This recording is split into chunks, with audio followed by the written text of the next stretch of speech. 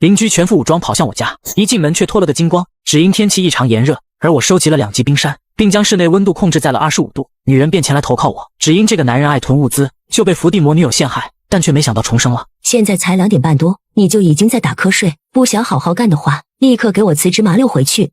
柳如燕，她的顶头上司也是财务主管。我刚想说话，却又打断了。慕凡，你立刻写辞职信，立刻，马上。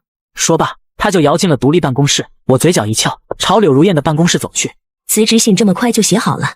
自从我入职以来，你一直在针对我，为什么？针对你，你也配？我毫不在意，反倒欣赏着这位顶头上司，确实妩媚得很。你在上班时间屡次开小差，我按公司的规章制度开除你，有什么不妥吗？告诉我为什么，我立刻就写辞职信。柳如燕挑了挑眉，因为慕凡上班开小差其实达不到开除的条件，他只是在吓唬罢了。因为你长得像我的前男友。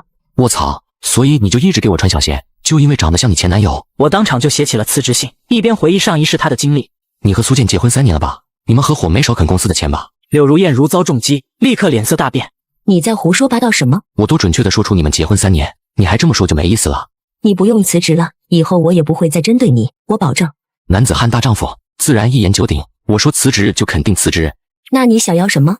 我指着柳如燕。休想，白日做梦，痴心妄想，你这只癞蛤蟆还想吃天鹅肉？你也不撒泡尿照照镜子，你是什么身份？敢对我有想法？我回去把门锁上。慕凡，这可是办公室，你不要乱来，我只要一叫，外面的人立刻就能听见。所以你和苏建啃了公司3000万的事情，也不怕被我说出去是吧？柳如燕立刻全身都僵硬了。你是公司的财务主管，而苏建呢，主管采购。按理2人如果结婚的话，公司肯定会让他们中一个换岗，所以你俩隐瞒了结婚的事实，而且苏建还虚报采购价，反正是自己老婆审批，3年下来一共啃了公司3000万。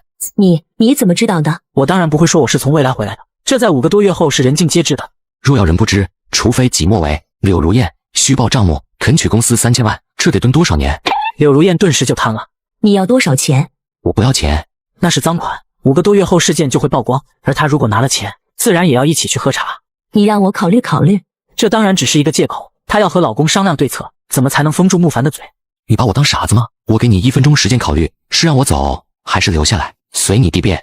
时间来到50秒的时候，柳如燕终于开口。我去旧店开房，你先过去，我总得找个借口才能离开公司。又来缓兵之计？不，就在这里。柳如燕差点又暴怒，但把柄握在慕凡手里，她必须服软。半小时后门突然被敲响，让2人都是一惊。柳如燕面色炸红，顿时有一种获救的感觉，而我丝毫不慌。我在地下车库等你，你最好在10分钟内过来，不然我就打电话给康总了。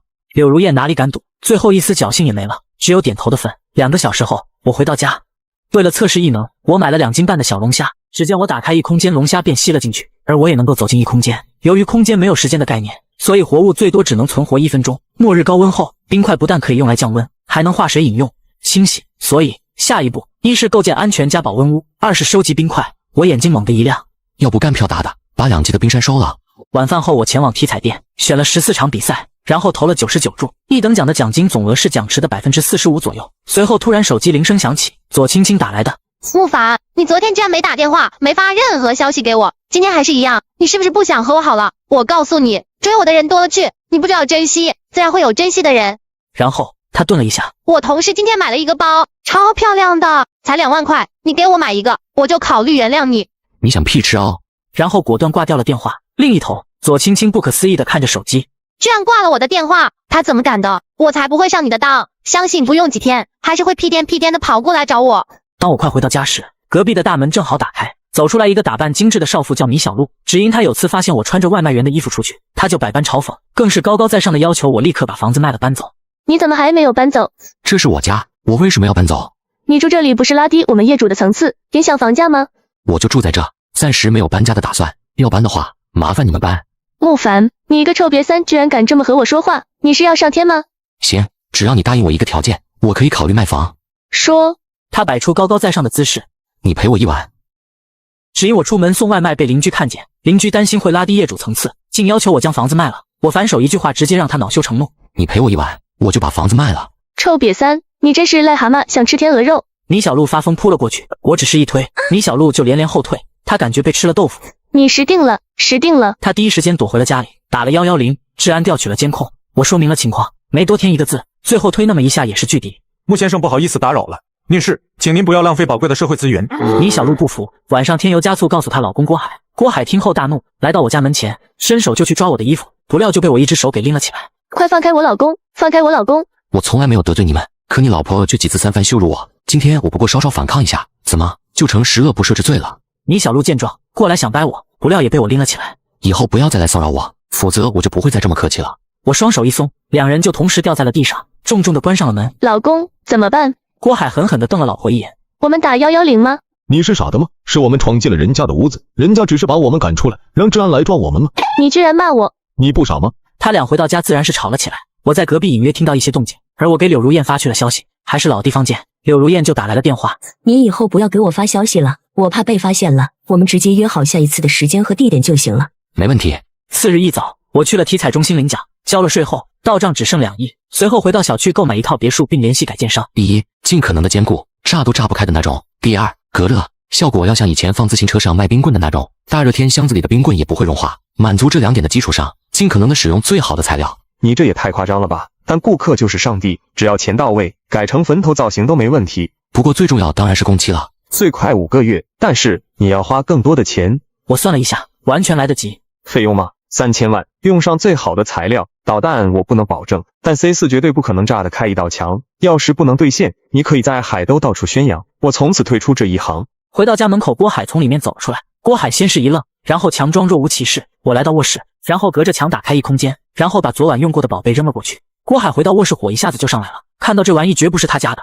倪小璐，你他妈给我解释解释！你疯了，对我这么吼！这是什么？我问，这是什么？这不是我用的，这不是我和别人用过的，老公，我绝没有，你相信我，你一定要相信我。那为什么会有这东西？他是长了脚自己跑过来的吗？快说你是跟谁用的？倪小璐怎么解释？郭海见老婆不说话，一大笔斗飞了过去。隔壁闹了3天，而几天我收了一大波食物和纯净水。现正以看地企鹅的名义坐快艇前往南极大陆，守则是悄然按在寒冰上，1空间将冰山都收了进去。随后来到潘帕斯草原，零元购搬空了一家屠宰场，又飞去了大漂亮，天天零元购，前后后花了近4个月的时间，终于开着劳斯莱斯回到小区。难道传言是真的？木凡的小区买了个别墅，他哪来这么多的钱？肯定不干净，建议举报，好好查一下。小区业主们议论纷纷，看到木凡从加长轿车上下来，他们就不由得相信了。一位老妈走了过来，小木啊，我是陈阿姨啊，住56栋的，你这是刚从外地回来吗？你好像还没有对象吧？我给你牵线搭个桥呗。我女儿长得可漂亮了，硕士毕业，现在在银行工作，只比你大了3岁，人家都说女大3抱金砖，要不我现在就给她打电话，让她晚上推掉所有应酬，你们约个地方聊一聊。陈阿姨，我很忙，今天晚上肯定没空。那明天晚上呢？再说吧。陈阿姨追了几步就跟不上了，不过她肯这么轻易就放弃吗？我靠预知未来的能力，买足彩赚了2亿，反手就在小区购买了一栋别墅。业主们议论纷纷，有的甚至想将女儿许配给我。更夸张的是，前女友一家竟然想把别墅占为己有。28号的那栋别墅是不是你买的？是的。你怎么会有钱买别墅的？谈恋爱半年多，你居然不告诉我这么有钱，渣男！我为什么要告诉你？我是你女朋友。早分了，我直接就摁掉了电话。清新，那小子是不是真有钱？左富贵问道。左母洛贵芬，弟弟左阳也盯着他。那套别墅确实是他买的。别墅让出来给洋洋当婚房，你和他在原来的屋子里结婚。左青青皱了皱眉，他虽是伏地魔，但也想自己能够住上大别墅啊。怎么把别墅让给你弟弟，你还不乐意了？别忘了是谁把你带大的，现在只是让你腾一套房出来，又不会让你无家可归，你就不乐意了？再说了，那小子既然可以买1套别墅，以后就不能再买第2套、第3套吗？你先让你弟弟有房子结婚，这还在推3阻4的。不会的，姐姐最疼我了。行，别墅就让杨洋住。但左青青立刻又道，可是木凡前几个月就和我分手了。左父差点一个大笔兜过去。你是不是蠢？信不信我捶你啊？没事没事，分手了还可以复合。我们女儿长那么漂亮，哪个男人能够拒绝得了？青青，你现在就去找木凡，一定要劝得他回心转意。左青青只有点头的份，而我再去找柳如燕了。在路上的收到了夏冰的电话。东家有3个人自称是你女朋友的父母和弟弟，非要闯进来看看。我没有女朋友，他们是冒充的，你赶他们走，要是他们撒泼的话就报警。对了，别忘了开录像，毕竟有些老家伙会耍无赖的。行，我明白。7分钟后，木凡又收到了电话。木凡，你快点开门，我敲你们大半天了。我不在家，还有我现在跟你没什么关系，你这种行为属于扰民，再来敲门的话，我会打110的。我爸妈和弟弟去参观一下别墅，帮你看一下进度，看看工人有没有偷懒甚至偷材料，一片好心。你为什么要让工人把他们赶走？我去，你这是什么脑回路？他们有什么资格进我的别墅？你是不是脑子瓦特了？早在4个月前就已经分手了，毫无关系。你的脸咋就那么大呢？你是不是想知道我是怎么发财的？告诉你好了，我在世界杯的时候买了足彩，赢了2个多亿，又拿着钱买了黄金空投，反正又赚了，现在有20多亿。慕凡当然是故意耍他的，就是让左青青抓耳挠心啊！2个亿就已经让左青青呼吸停滞，大脑一片空白。一个限量款的包包是20多万，哪怕一天买一个包包，也可以整整买上3年。慕凡，我知道你是生我的气，才故意这么说的。其实当时我也是一时气过头了，才会说出分手的话。你离开的这4个月，我每天都在想你，真的。真恶心。说罢，挂了电话。另一边柳如燕大怒，不是说只要你去了南极之后就不会再纠缠我的吗？她再三考虑之后，还是向苏建道：老公，我去看一下欢欢，可能今天晚上又不能回来了。没事。柳如燕在心中说道：明明钱是2个人一起摊的，为什么现在要由他一个人来善后呢？柳如燕走了出去，苏建才抬头看了一眼，表情有些复杂。已经10来天了，始终提不起一丝兴趣。医生说他肾已经透支，得静心休养个5、6年，不然的话何泽而渔。随后柳如燕愤怒地打来了电话：你不是答应过我，去了南极后就不会再纠缠我的吗？好久不见，甚是想念。慕凡，我警告你。那我跟你老公聊聊。你混蛋！4日，苏建正准备去上班，却接到老婆闺蜜欢欢打过来的。柳如燕不是正在照顾他吗？苏格，亲亲呢？他的电话打不通。柳如燕不应该在你那吗？思考一番，故作淡定地道：可能他手机没电了。对了，11月份那会，柳如燕还想约你去新西兰玩，怎么你们一直没去？去年11月，去不了，我被公司派去出差了。苏建的大脑顿时一片空白，老婆为什么故意骗他？为什么好几天都彻夜不归？柳如燕这些天比较忙，你最好不要找她，让她好好休息，等过了这段时间再说。行吧。苏建放下手机，愤怒至极，明白了一切，但再一想，一旦闹翻，将柳如燕逼上绝路，他也得喝茶。哪能就这么便宜了那个贱人？正好他打算移民了，现在的话，他悄悄把财产全部转到自己名下，在出国之外给公司写封举报信，让柳如燕一个人请去喝茶，他则是在国外吃香的喝辣的。贱人，这是你自找的。我搬空了2级冰山，回到家反手买了1条狗，却遭到邻居的嫌弃，只因我养的是一只中华田园犬。你居然养这么土的宠物？我可不会惯着它。之所以被称为土狗，是因为它是我们国家土生土长的。你被洗脑洗傻了吧？养条狗都养出优越感来了。晚上老公郭海回来，米小璐把这件事说了，还定下结论：土鳖果然只配养土狗。郭海没有附和他的意思。老公，你怎么了？我们家马上就要欠一大笔钱了。怎么会？老公，你之前做投资不是都很成功吗？2级冰山离奇消失，黄金价格大涨，可我是做空，明天就要爆仓，血本无归，还得欠了一屁股债。那我们怎么办？郭海灵机一动，听邻居说慕凡是不是发了大财，全款买下了我们小区的别墅，你去求他，让他借我们点钱。我们闹得那么不愉快，他不会借我们的。你长那么漂亮，哪个男人能够拒绝得了你的魅力？就当是和我背，不就几分钟的事情吗？你可真够伟大的，还主动怂恿老婆出去卖，这还不是为了我们这个家吗？行，我现在就去找慕凡。米小璐来到我家门口，可以先让我进去吗？进来吧。米小璐把自己家遇到的问题说了出来。只要我们撑过这段时间，等金价下跌，我们就可以一下子赚到许多钱。你借我500万，半个月后我还你600万。他100个比翼慕凡这种土鳖三，所以他宁可多给慕凡一些利息，也不想对慕凡玩。当然，现在只是在画饼，半个月后金价就一定会跌吗？隔壁家投资失败，面临破产的风险，源头居然是他。他搬空了2级的冰山，引发了全球的避险情绪，导致黄金价格大涨。你所说的高利息都是建立在金价会跌的基础上，可万一金价不跌呢？别说利息了，就是本金你也还不了，所以别想给我画饼。米小璐咬了咬嘴唇，这个土鳖三果然没有那好骗。那加上我呢？只要你肯借钱，你就可以得到我。只要金价一直上升，那500万投进去也只是一个小小的水花，2000万甚至5000万都得砸进去，你下面一定是先要赚吧？土鳖三就是土鳖三，说的话太粗鲁了。借钱就算了，不过哪天活不下去了，我不介意收留你，和我家小黑一样，多养一条完全没问题。你居然把我比喻成狗！他差点暴走。不是你自取其辱的，还有别人说你一下就破防了，那你以前对我百般羞辱，我又应该怎么和你算账呢？慕凡，算我求你，你不借钱的话，我们家就要完了。你陪我睡一次，我给你1万块，这个价够高了吧？睡1000次就1000万呢。做梦，休想！站起身就腾的走了，他又不是鸡。过了一会，隔壁传来激烈的吵架声，而另一边左家可是鸡飞狗跳。赔钱货，连一个男人都搞不定，你还能干什么？你这么笨的，进了慕凡的家，直接把衣服一脱，他要答应跟你好，那自然一切都好。如果他不答应，就大喊说他非礼，看他听不听话。男人哪个不偷腥？女儿，我敢打包票，只要你脱光光，那小子不扑上才怪。对啊，姐，舍不了孩子套不了狼。再说了，以后我们是一家人，你又不会吃亏的。左青青一点也不意外，自己在家里就是一个工具人，为弟弟服务的。我再去找他。说罢，他果然又去找我。走到门口，我果断拨通了物业的电话，不出5分钟，左青青就被保安带走了。次日吃了早饭，就带着小黑去溜达。我坐在长椅上，让小黑休息一下。一个大妈也牵着一条吉娃娃过来，立刻就狂吠了起来。小黑毫不服输，低吼以示反击，这把吉娃娃惹恼了。大妈又没有牵狗绳，吉娃娃就扑了过来，2条狗直接打了起来。一会便见那吉娃娃惨叫着往大妈那边跑。哎呦，儿子你受伤了！只见吉娃娃的眼角被抓伤了。你家的狗把我儿子咬伤了，你要怎么赔？你儿子，首先是你遛狗没有牵绳，更没有管住你的狗，是他先冲上来的。第二，小黑断奶都没有多久，你家狗连这样的奶狗都不打过，还好意思说？你这是不认账，不想赔是吧？赔，当然要赔，不过是你赔钱，你家狗子吓到小黑了。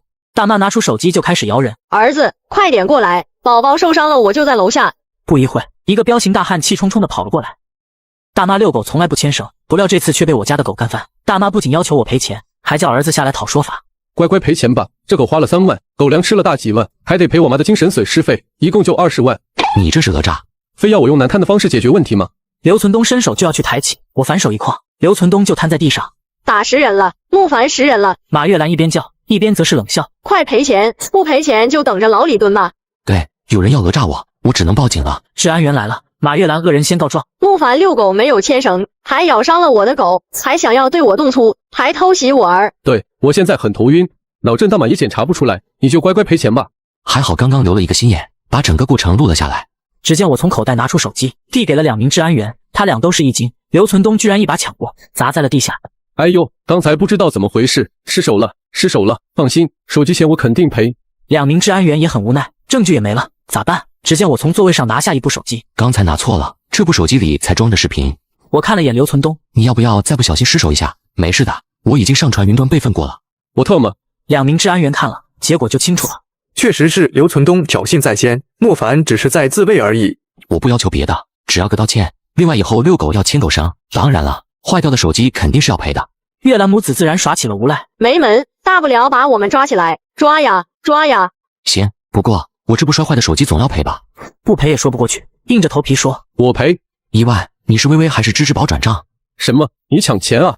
最新款的菠萝20已经少收你999块，你也不感谢我一下？刘存东哪里笑得出来？这部确实是最新款。刘存东肉疼无比，咬着牙转账，便对穆凡森冷一笑：这笔钱你可要好好花。 3天过去，隔壁传来砰砰砰的拍门声音，我开门去看，讨债的跟你无关，回你的屋去。我恍然，郭海应该爆仓了。快点还钱，我们天天都会过来。另外，我们还会在小区里拉横幅，告诉所有人你们欠钱不还。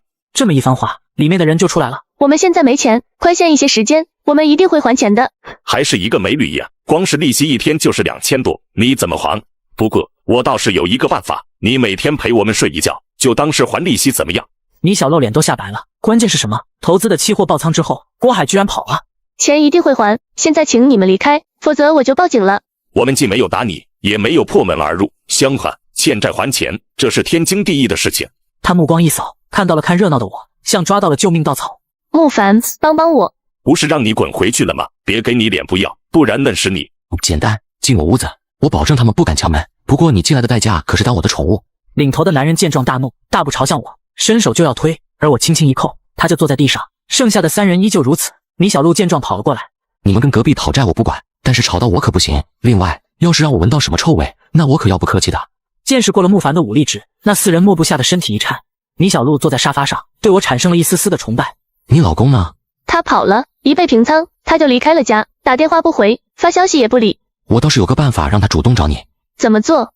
我微微一笑，拿起他的手机，打开相机，一手搂着米小璐，按下快门发给郭海。不出现3秒，郭海就打来了电话。米小璐，你他妈怎那么贱呢？我才离开几天，你就迫不及待了，发给我是什么意思？逼我离婚吗？我告诉你，钱是我们结婚期间借的，哪怕离了婚，这也是共同债务。借钱的时候陪慕凡睡你不肯，现在老子期货爆仓了，你他妈居然送上门去了。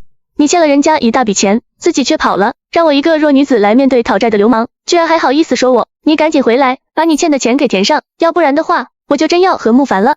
郭海啪的把电话挂了，而米小璐跟我约好了，帮他挡一次讨债的，他就要感谢慕凡一。次日我带着小黑来到楼下，刚走了没几步，便见一位大妈迎面走了过来，手里还牵着一个人，迎面就叫道：小慕啊，我把女儿带过来了，你们好好聊聊。高温末世悄然逼近，而我凭借记忆狂赚2亿，并在小区买栋别墅。大妈得知竟带着女儿堵上门，然而就当我询问择偶标准的时候，身高178以上，年龄在30岁以下，有车有房无贷款，银行存款吗？怎么也得有个200万吧？你在许愿吗？国内男女比例失衡，有3000万男人找不到老婆，以我的条件要求过分吗？被各种毒鸡汤洗脑了吧？你还是把这个机会留给别人的吧。不要以为你有了几个臭钱就可以目中无人，我在银行里每天过手的钱至少几个亿。这女人的智商有点问题，这也是硕士生。赵思思突然被拽到了后面去。女婿啊，你什么时候和我家青青结婚？将赵思思拽到后面去的正是骆桂芬。我和你女儿已经在4个月前分手了，你可不要乱叫。左阳脑了，我姐跟你谈了半年，你说甩就甩，休想！女婿啊，年轻人吵吵闹闹很正常，你们的年纪都不小了，赶紧领证吧。我强行挤了出去，利用空间之门将他们鞋底沾满胶水，动弹不得。半个多月后，我来到别墅验收，很满意，并爽快地结清了尾款，然后用手机连接了别墅里的所有摄像头，正要离开，只见隔壁18号别墅有一辆奔驰车开了出来。18号的业主吗？递上一包华子后，保安就口若悬河起来。是的，那美女确实是18号别墅的业主，叫于初彤，据说是个富二代，2年前一个人买下了18号别墅，平时看我们都不带正眼。10几天过去，我正式搬家，住进了别墅之中，末世还有11天就会降临，而柳如燕主动打电话过来的。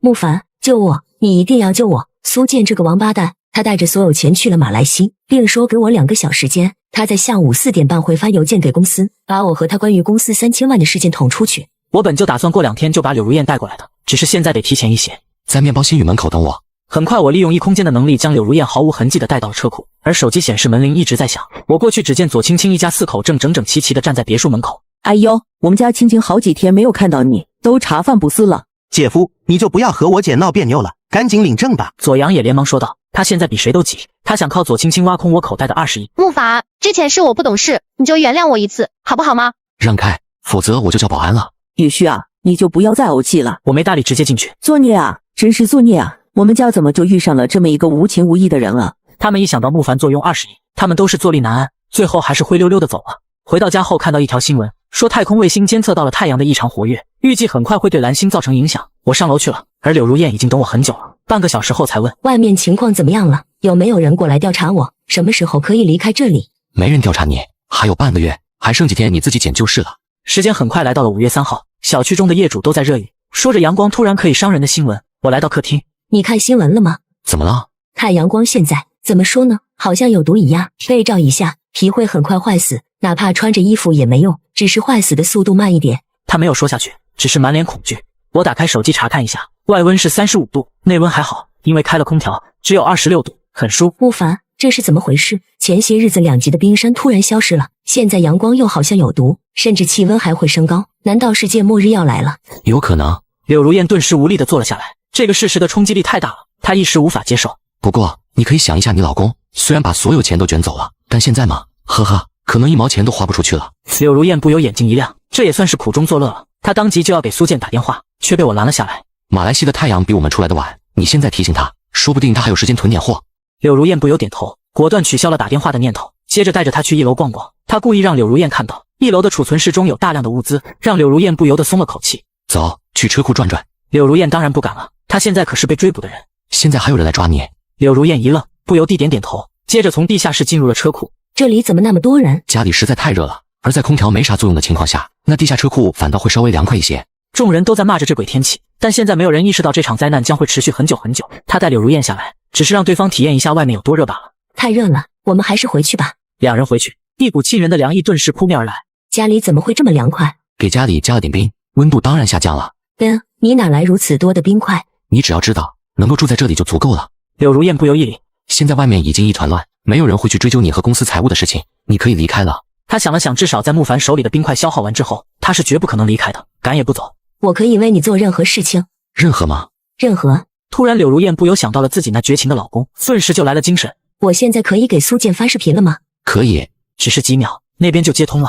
你居然没有被请去喝茶，不可能了。柳如燕冷笑。苏建，夫妻一场，你为什么要背叛我？背叛你是你先背叛我的，你这个贱人，第三者是谁？柳如燕却不答，展示储物间大量的食物，还有现在的室温。你卷走了所有钱又如何？现在能吃钱，还是可以让钱给你降温。我突然想起来了，你那边可是马来西热带地区，应该比这里更热吧？你是不是在第三者那里？那是我的主人，没错，我现在就在主人这里。快点告诉我是谁。我自然听到了，不由凑了过去。好像见过你，你是柳如燕部门的。因为他听老婆抱怨过，说部门里有个人长得很像他的前男友，屡屡被他故意穿小鞋，自己的老婆居然被他一直厌恶的男人玩弄了。远在马来西那边的苏建气得一口闷了出来。我在阳台吃着车厘子，邻居想花高价求购，只因高温来袭，能补充水分的食物竟成了暴殄天物。我想买你的水果，不卖，你尽管开价。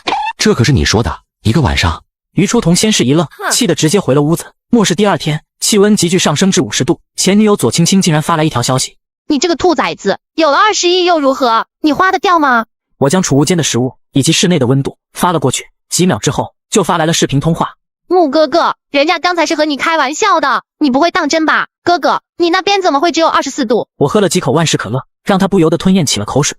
之前哥哥一直想要，我现在过去给你好吗？现在好像末日都要到了，我还没有过呢。晚了，我已经有老妹了。左青青一惊，这么快就找到新欢？可这鬼天气来的那么突然，他肯定不在你身边吧？木哥哥，让我来陪你，好不好？我调到了后置摄像头上，柳如燕便走了过来。木凡，你太过分了，我们才分手多久，你怎么可以就另结新欢？我们已经分手了，你有什么资格质问我？我不是怕你被骗吗？那么多钱，被一些爱慕虚荣的女人盯上也很正常，他们爱的只是你的钱，只有我才是真爱粉啊！你不要再来找我了，人家会误会和吃醋的。说罢挂掉了通话，打算去看看米小璐。我看中的玩具可不能让别人截了胡。来到走廊，却听到激烈的争吵声，驻足听了一会儿，郭海居然在劝自己的老婆当坤，说楼上的老王愿意出1瓶纯净水外加1包方便面，楼下的张大爷更愿意给3斤大米，而郭海居然当起了皮条客。我告诉你，我已经答应老王了，等下他就会过来，你识趣点，不然我不介意帮忙按着你的手。米小璐简直崩溃，郭海在灾变前1天回来，还以为回心转意，居然是这样的货色。房门突然敲响，米小璐不由吓得尖叫起来，门打开，站在那的却不是约好的老王，而是穆凡。咦，怎么是你？你的行情可真是好啊，又来一次至少1瓶水外加不少于半斤的粮食。不过你来晚了，先回去等等，轮到你的时候我会叫你。我都吃惊了，你第一次当皮条客都如此熟练的。我透过郭海对米小璐道，想不想跟我走，当我的好兄弟？郭海刚想拔拳，可想到之前那回事，他不由就顿住了。我要跟你走。他咬了咬牙，走了过来。你敢？他扬手就要大笔斗，手腕却被我握住了。打狗也要看主人，谁给你的勇气？我松手，他就掉到一边。米小璐没有一丝心疼，只有快意。从现在开始，我老公嘎了。突然门被推开，走出来一个男人，王新建，就是郭海说的老王。已经完事了吗？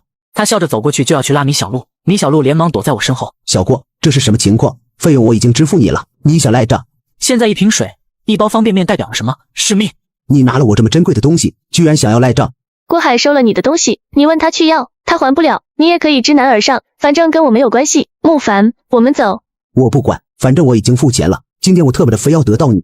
老王上前，不一会儿两人都掉在一边，麻溜一边去。接着来到地下车库，启东城是一个万人社区，地下车库当然也大得惊人，走到28号别墅需要好几分钟的。回到家，清冷之意顿时扑面而来。我可以喝点水吗？我还以为你会有更高的要求，冰箱里有饮料和水果，你随便吃。待他吃完，我就让他去洗香香，而我也跟着过去。1个小时后回到客厅，我又拿出一些食物，他刚才只是吃了些水果，又被穆凡折腾了1个多小时，肚子自然是饿的。手机突然响起，郭海发的视频，要不要接？接啊！穆凡，我已经玩够了，你只是捡了我玩剩。米小璐冷笑，切到后置摄像头，郭海直接就把视频给掐了。柳如燕也走了过来，两女的眼神只是一碰撞，就立刻意识到对方应该和自己一样。我自然看得出两女的担忧。物资的问题你们放心，有我在，绝不会让你们饿着渴着。不过想要住在这里，必须遵守一条规矩，就是听话。柳如燕两女同时点头，一个比一个表现的乖巧。她们现在最怕的是什么？被穆凡赶出去。你们好好相处，多多了解，毕竟你们懂的。另一边，郭海渐渐冷静下来。穆凡手里有大量的物资，而且不知怎么回事，他还有降温的手段。如果我可以弄到手，那等于拿捏住了所有人的命脉。不过我一个人可不是穆凡的对手。他立刻去找王新建。老王得知计划后，你可真够狠的。不过2个人还不够，至少还得再上1个人。再拉上刘存东怎么样？可以，不过刘存东是个泼皮，我得先和你结成同盟，免得把穆凡弄嘎后，刘存东独吞所有。两人便一起去了刘家。他问了好久，才终于出来交谈。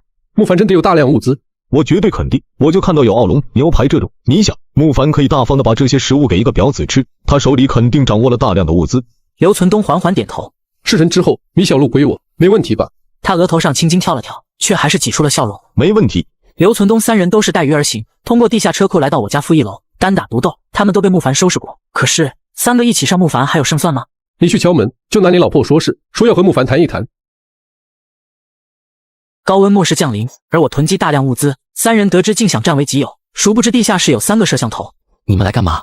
你他妈抢了我老婆，你陪我10箱方便面河水，这贱人就送给你了。不然的话，我明天就在小区里到处宣扬。慕凡暗暗笑了笑，10箱太多了，我顶多给你个5箱。郭海三人听了，莫不心中激动。好，5箱就5箱，你把门打开。只听咔的一声，房门解锁了，他与刘存东3人同时挥起名冲了进去。爷，你们这是在做什么？只见他坐在至少4米开外，他是遥控开门的，好狡猾的家伙。不过这里好凉快。你怎么做到的？我用的是冰块，看到墙壁4周一圈的金属吗？后面是管道，管道里是冰块，冰块融化了，自然就降低了屋子里的温度。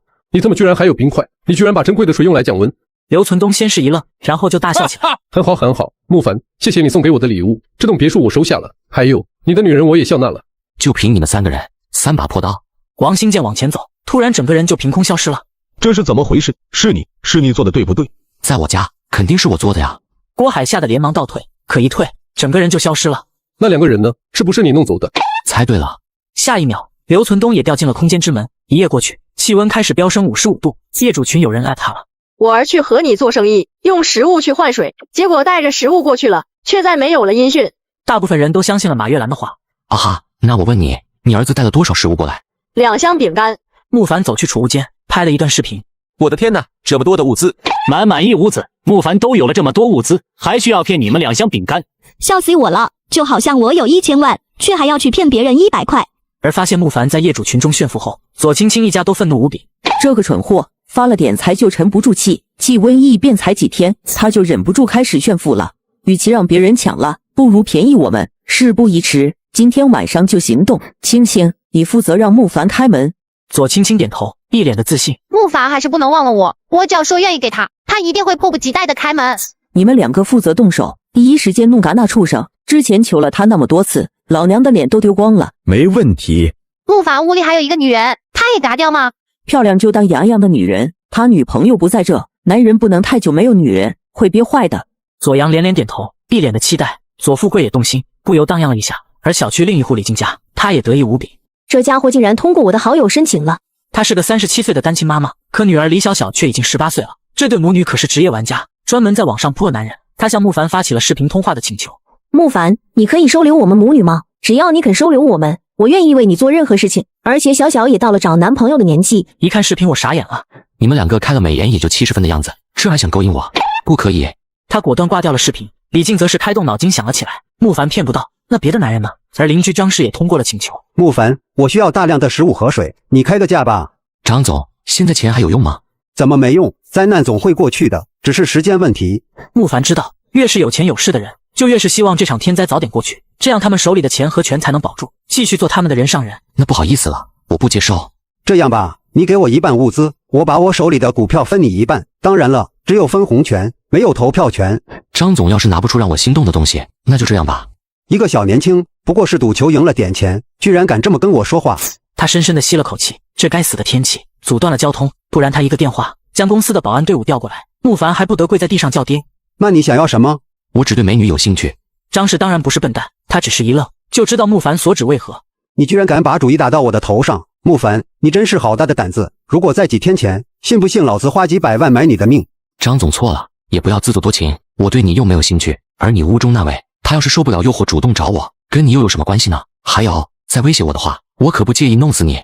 张氏气急，不去理慕凡了。他看向自己的小娇妻，这个才20岁出头点的美人，水嫩多汁。老公，你怎么生这么大气？慕凡这个不长眼的东西，居然拒绝了我所有的提议。程牙不由一惊，我们的食物和水顶多还能再用上10天，到时候……我当然知道，可那小子油盐不进，难道抢吗？然后他将目光放到了小娇妻的身上，不由生起了一个主意。你慕凡不是好色吗？你不知道色字头上还有一把刀吧？慕凡通过的第3个人，网名叫一叶孤舟的，通过申请我急忙问：都市寻芳记是不是你写的？是，我是作者。还真是，这个世界也太小了。我直接给对方发去了视频通话，打算拿物资作为吸引，让对方每天码个10张20张，让自己看到爽。屏幕中出现的约莫30岁左右的美女，不由愣住了。不要告诉我，你就是一叶孤舟。我就是一叶孤舟。都市寻芳记真是你写的？是啊，我这里还有3张存稿，要不要发给你确认一下？对了，我真名叫林婉秋。行，等下你把存稿发过来让我看看。对了，现在反正没有审核了，你完全可以写得再奔放一点。好，等下我再丰富一下内容发给你。你每天更新3张，我给你1顿的食物和水，6张翻倍，9张就是3倍，多了就算了，我不干杀鸡取卵的事情。那就先谢谢老板了，我这就去码字。现在我打算去关心一下宋清允了。此人正是之前调查米小璐公司的人，现在被困在一家饭店里。我准备了一份盒饭，另加2瓶水挂在无人机上，同时给宋清允发去了视频通话。把门开一下，我用无人机给你送了点东西，放心，免费的。晚上我来接你，保证你不会再吃一点苦。宋清允没有说话，不反对就是默许了。接着他又给五妹小姨送去了一顿吃的，完成了承诺。夜幕悄然降临，好，可以去接警花妹子了。慕凡正要出去，却听到了手机传来的报警。地下室的门口正站着2个人，张氏和他的小娇妻。咦，这是宋七上门。高温末世，男人得知我家存有大量物资，竟想用美人计引我出来。我来到地下室，利用遥控开门，2人走了进来。张氏从背后掏出手弩，对准了慕凡。惊不惊喜，意不意外？确实有些小惊喜。别他妈给我耍嘴皮子，现在给我乖乖出去，别逼我弄嘎你。这里每一扇门都需要用指纹解锁，我这么离开的话，你连地下室都出不去。张氏看了一眼，车库门上并没有门把手，立刻把我的指纹录入进去，别耍花样。张氏慢慢的向着大门退了过去。你看着他，只要稍有异动，立刻大叫。小娇妻点头，张氏才转身将指纹放了上去。突然一股电流袭来，张氏直接全身酥麻，我上前绑了起来。你这也太不上道了。不过张总还是把娇妻带了过来，那我就不客气了。你敢碰他一根头发，我就嘎了你。慕凡走向程牙，这女人直接被吓傻了。张总真有眼光，尊夫人有容乃大，来，我带你参观一下。自己的男人一被拿下，他就吓得6神无主，乖乖就跟着慕凡走了。当他亲眼看到储物间内堆满的食物，你愿不愿意在这里做客？程牙毫不犹豫就答应了下来。2人回到地下室，给张氏松绑。行了，张总可以回去了。张氏一愣，这就放了我？你耍我呢？我和张总不同，向来是以德报怨的。他把张氏推出了门，合金门就在他身后关上了。张氏突然反应过来，慕凡，快把我小娇妻放了！你特么的！行，那我问问你老婆愿不愿意跟你回去？程牙当然知道这是慕凡要自己那头名状了。老公，真是对不起了，我以后就跟着慕凡了。他终于明白为什么慕凡放了自己，这是要自己品尝戴绿帽子的苦酒啊。接着安排程牙去了卧室，所有人没有慕凡的允许，也只能待在3楼，根本出不了自己的房间门。慕凡坐着异空间丢出的皮卡开出了小区，18号楼上，于初桐不由瞪圆了美目。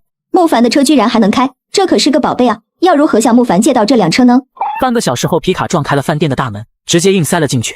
还愣着干什么？上来！半小时后，回到了客厅，一股清冷之意扑面而来。宋清允一露出了震惊之色。现在大家1瓶水都难求，你居然用来治病降温？跟着我，你可以衣食无忧的活下去。反之，之前3天你是怎么度过的？不用我复述了吧？我虽然不是好人，但还是很有原则的，就是从不强迫。宋清允咬着嘴唇不说话。你愿意跟着我，我供你吃喝，但前提是你一切都得听我的。慕凡没有逼他，而是走过去，将他轻轻一抱，手机中却传出了报警声。又是左青青一家4口。来到地下室，遥控开门，左青青一家4人都很猛，怎么慕凡就开门了呢？上面的摄像头看到我姐了，那家伙对我姐还念念不忘呢。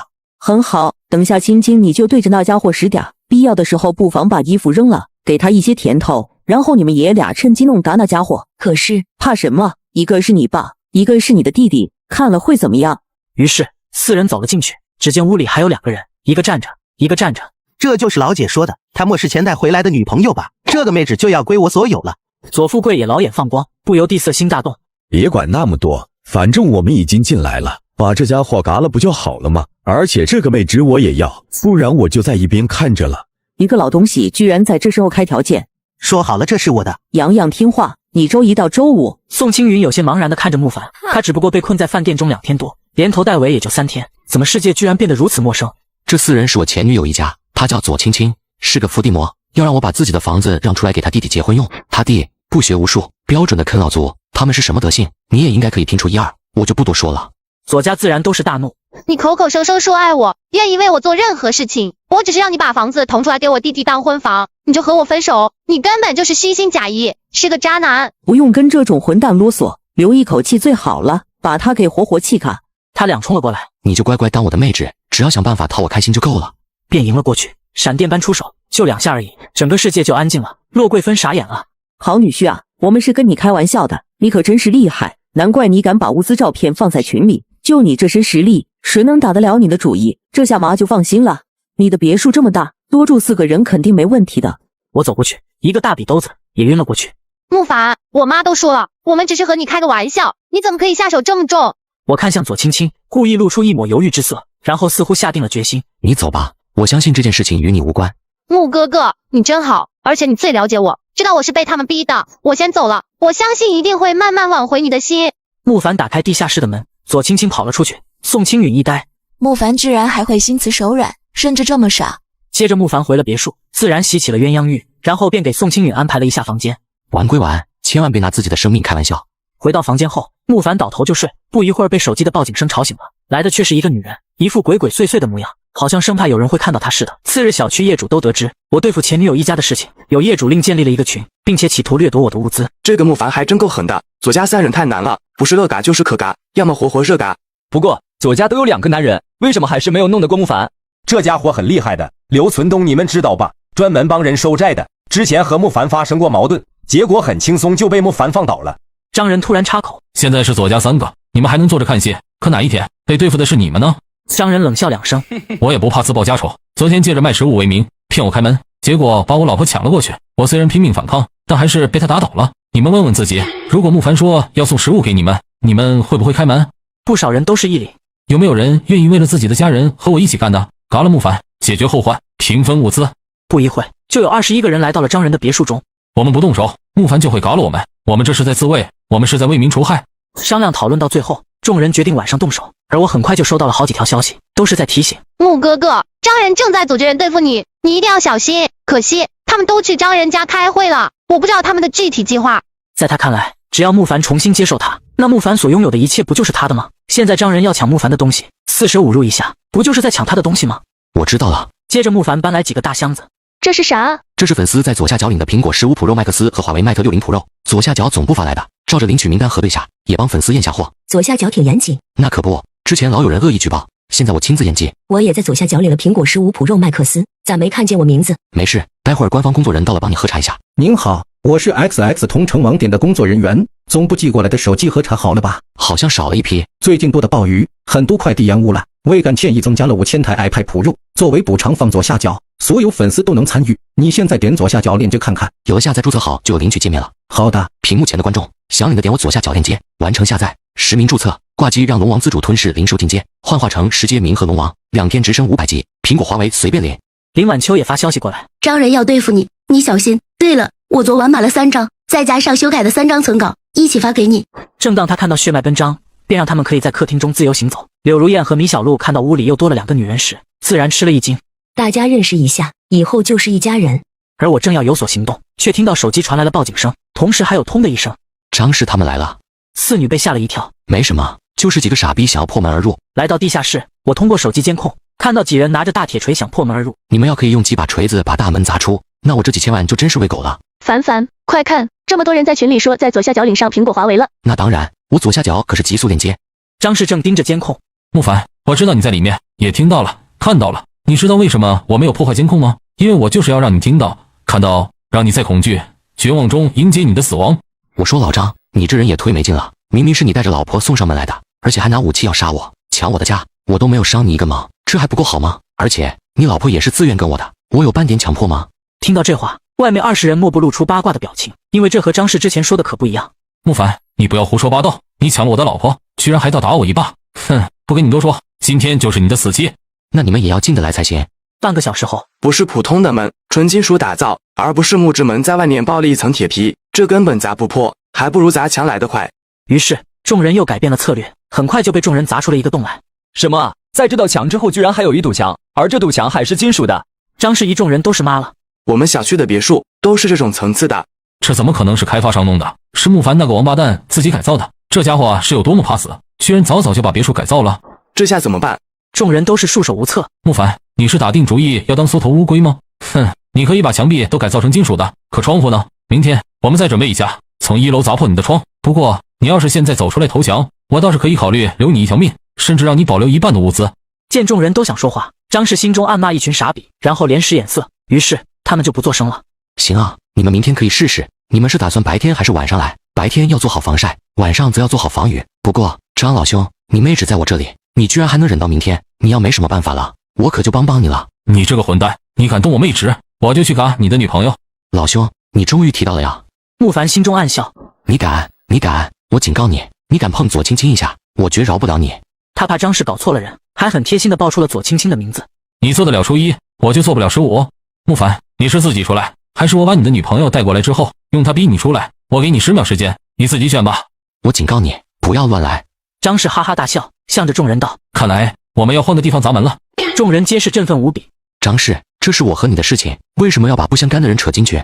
张氏不理，自顾自地数3、2、1，哎，这是你逼我们的，兄弟们，走。人组织众人想掠夺我的物资，却不料发现墙上全是钢铁，无可奈何便组织人去抓我的女朋友，殊不知她只是我的前女友，不一会就把她抓了过来。慕凡，你看看这个人是谁？张氏，你太过分了，他跟你我的恩怨无关，快放人！你说无关就无关，你出来，我保证放你们这对鸳鸯安全离开。出乎他意料的是，左青青居然先叫了起来：慕凡，你不能开门，要是这门一开，我的别墅物资岂不是都没了？一个大笔都迎面而来，左青青如此情深意重。慕凡，我再给你10秒钟的考虑时间。慕凡化身戏精，张氏，我警告你，我警告你！张氏不由大笑起来。慕凡，快点开门，就要没时间了。左青青还挺狠的。慕凡，你千万不要听他的，你要是开门，我们就全打定了。你只有在里面不出来，他们拿不到你手里的物资，才会投鼠忌器，不敢赶我。慕凡假装咬牙切齿。我明白了，我绝不会出来的。张氏又是一个大笔兜，左青青伤痕累累，但他却露出了笑容。慕凡，你再不出来的话，我可真要不客气了。就冲他是你没纸的身份上，相信我们不少兄弟都对他非常应绝思听，你可不要怪我们辣手摧花。左青青花容失色了，他可受得了吗？这样吧，我给你们5箱水和50斤大米，你们把它放了。众人自是怦然心动，但张氏本就还有余粮。你们傻，现在只是吓一吓那家伙，他就愿意给出这么多的物资和水，这说明什么？第一，这小子在乎这妹纸；第二，慕凡手里的物资远远超过这个数，你们不要如此鼠目寸光。众人都是点点头。慕凡，你还真是缩头乌龟。兄弟们，既然慕凡这么慷慨，我们还客气啥？慕凡配合痛苦，实则憋笑，然后就关麦了回屋了。张氏不断冷嘲热讽，慕凡都没了动静。那家伙不敢开，应该是关了监控，咱们回去拍视频给他。而我回去和程牙打发一下无聊的时间，然后发消息给张氏。老张，程牙说他属虎，让我想到了一句成语：不入虎穴，焉得虎子。慕凡，你特么的该死！末世第5天，赵丽看了一下业主群，有一个叫赵继虎的人，居然冒着酸雨出门，还带回来了不少物资，众人都对他非常膜拜。这么多人去收取物资，必然有人有收获，有人没收获，所以没收获的人会不会生气贪欲，抢劫别人呢？另一边张氏这里，张哥，我们的食物越来越少，慕凡又不肯出来投降，不如我们还是把这娘们卖给他吧。连一间别墅都拿不下，以后我们还能怎么办？但这样僵持下去也不是办法。晚上行动，打破慕凡家的玻璃，强行进入别墅。其次，我们暂时破不了慕凡的别墅，难道不能去别人家吗？众人都是眼睛一亮。不用着急，许多人不是嚷着要晚上出去寻找物资吗？就让他们去，等他们把物资拿回来了，我们再挨家挨户的拜访。接着张氏来到左青青这里，不想再吃苦头的话，赶紧联系慕凡，让他乖乖投降。张氏走出房间，左青青才给慕凡打了电话。慕哥哥在干嘛呢？慕凡则是完全躺平的状态，让他觉得有些奇怪。你快想办法救我，我快要坚持不下去了。我在想办法。慕哥哥，你在做什么？喂，怎么没信号了？那下次再说。左青青则是茫然地看着手机，这一刻他差点暴走。慕凡却在那温度适宜的别墅里和别人卿卿我我。不过现在是末世，慕凡也需要人陪，而且张氏的老婆在他手里，慕凡肯定是在欺负他，为我出气。夜晚10点多，一拨人来到窗户搞了起来，而所有窗户都落下了一块钢板。这根本是玻璃嘛，钢板啊！走，先撤。回到车库，那家伙把别墅打造的跟个乌龟壳一般，暂时动不了他。我们就按 B 计划，今天晚上就不睡了，看谁带回了物资，我们就去洗劫他。众人都是答应。一夜过去，业主群都要炸了呀！所有人都在控诉张氏一行人，甚至成立了倒张联盟来对抗张氏的行为。左青青也又发来了消息：慕哥哥，你什么时候来救我？我正在想办法，你再坚持一下。左青青能怎么办？他现在只能依靠慕凡。林晚秋也发来消息：老板，现在情况有些不妙，我们楼栋现在开始搞专制了，让所有人都把手里的物资交出去，否则就会直接破门墙，以后就是统一分配物资了。你可以搬过来住，但进了我的别墅，那一切都得听我的。您是老板，当然你说什么就是什么。你现在就过来。末世，我囤了大量物资，而女子想来我的住处寻求庇护，路上却遭人阻拦。哦，你是哪一栋的？林晚秋一慌便跑了起来，其他人看到后也本能地追了过去。抓住他，我们一起玩游戏。他冲到了我的门口。慕凡，快开门，快开门！周兴一会儿人也已经追到。还想投靠慕凡？休想！凭什么跟慕凡玩？我们也要玩，带走！就在这时，大门打开了，众人一愣了，然后大喜。你竟然还敢出来！我们弄砸他，里面的物资就都是我们的了。忽然一声枪响，便有人倒下了。还有谁？众人不由自主的倒退，我便拉着林晚秋进了门，来到客厅。你去卫生间洗香香。要一起吗？欢迎你随时进来，随时进来哦。3小时后不出意外，业主群又变得热闹无比，众人都在议论，莫不说绝不能让慕凡拥有枪，这对整个小区都是严重的破坏。张氏一伙也有不少人怂了。要不我们把左青青还给他吧，我们还可以跟慕凡换点食物和水。反正我们现在可以胁迫其他人出去寻找食物，而且也玩够了。你们这些没脑子的家伙，要什么食物？要枪？慕凡很快就收到备注是居委会主任杨阿姨。小慕啊，我听别人说你有一把枪，是不是真的？这已经是整个小区人尽皆知的事情，你还来问我？小慕啊，你这可使不得啊！但这只是暂时的，等再变异过去，到时候可就麻烦了。这样吧，你把枪给我，我来保管。日后有人追究起来，我会替你说话，说你知错能改，还是好家伙。你明明想要我的枪，却说的这么冠冕堂皇，还真不愧是混这里的。我考虑一下。接着又去林晚秋那儿睡到了下午6点左右，便去客厅就餐。四女看到这个场景一愣。我叫林晚秋，从今天开始就是这家里的一份子了。虽然我年纪最大，但进门的时间晚，以后就管你们叫姐姐了。你以为这是啥呀？你是我心爱的小妾。咦，好笑，这样也挺带劲的。只是你不是说自己害怕社交吗？你这样子像是害怕社交的模样吗？我打通的又不是你的任督二脉，你怎么就突然大变模样了？林晚秋这么一说，很快就拉近了五女的关系。突然张氏发来信息，想不想要回你的女人？不想。你有什么条件？痛快，我已经带着人在你别墅下面的车库里，你下来谈谈吧。想看戏吗？五女都是点头。张氏想干什么？程牙不由紧张地问。他现在最怕的是什么？张氏用左青青将他换回去。他想要这个。说罢，慕凡便到了地下室。张氏，放人！慕凡故作愤怒地掏出枪。你敢开枪，你的女朋友就要嘎了。不过我可以将她还给你，只需要你答应我一个条件，就是你把枪给我。他现在掌握的势力在小区中算最强的，但远远不可能碾压其他所有势力。可再加上一把枪呢？慕凡故作犹豫。这一回左青青也没有再劝了，大家天天出出进进，他真得受不了。快点，我只给你10分钟，不然就撕票。慕凡退回了地下室，关上门，掏出手机给杨阿姨发去了消息。张氏拿我的女朋友做威胁，我准备把枪给她，她只给我10分钟的考虑时间。慕凡微微一笑，先把枪收进一空间，然后进行改造，就是在枪膛中卡了一块金属。那么谁开枪的话，子弹就会炸膛。外面不一会儿20多个势力的人就全部过来了。天都黑了，气温快降到45度了，空调可以用了。你们不在家里享受难得的清冷，跑出来干嘛？难道是慕凡，还是他手底下有别的势力安插进来的卧底，偷偷告密了？就在这时，慕凡开门而出。张氏，我答应你的条件。只听好多人纷纷反对，慕凡却没有理会，而是用力将枪抛向张氏。给你了，快放人！众人先是一呆，然后齐齐冲了出去。看住这女人，绝不能放跑了她。张氏，你这个乌龟蛋，你不守承诺，我要嘎了你，嘎了你！不一会儿，张氏大笑，都他妈得给老子退开！慕凡故意用惊惶的表情。我们约定好了，我把枪给你，你就放人。现在枪已经给你了，你要不守承诺吗？现在枪在老子手里，老子说什么就是什么，给我跪下来！男儿膝下有黄金，我跪天、跪地、跪父母，绝不会给你这种人下跪。哦，你很勇吗？那就去嘎吧！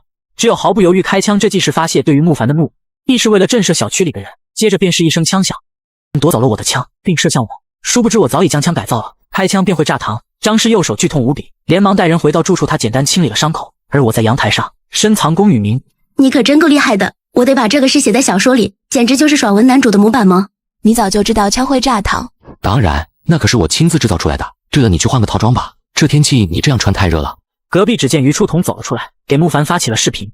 很精彩，你其实一点不爱那个女人吧，而是利用她戏耍了整个小区的人。这女人只是在一旁观察，就洞察了真相，这是旁观清，还是她聪明过人？我们正在庆祝，不介意多一个人。我不会和别的妹纸分享男人，你真想追我的话，先和别的女人把关系断清楚，我才会考虑一下。这自然是在戏耍慕凡，也展现出了他的高傲。四女都是大脑，你这也太过分了。换完套装回来的宋青云也都有些生气，有一种打人的冲动。我可不会因为一棵树而放弃了整片森林。虞美人，你的物资还够你吃几天？不用你担心，看来是不多了。嘿嘿，欢迎你随时投降，我会给你留一个房间。柳如燕凑上来，不过先来为大，后来为小，你只能当小六了。程雅也凑上来道，六妹，还是早点投降吧，别晚了连六妹都当不上，变成七妹、八妹。你们以为我和你们一样吗？他不给众女有反击的机会，挂掉了通话，转身他脸上的高傲就垮了。正如慕凡预测的，他的食物真得不多了。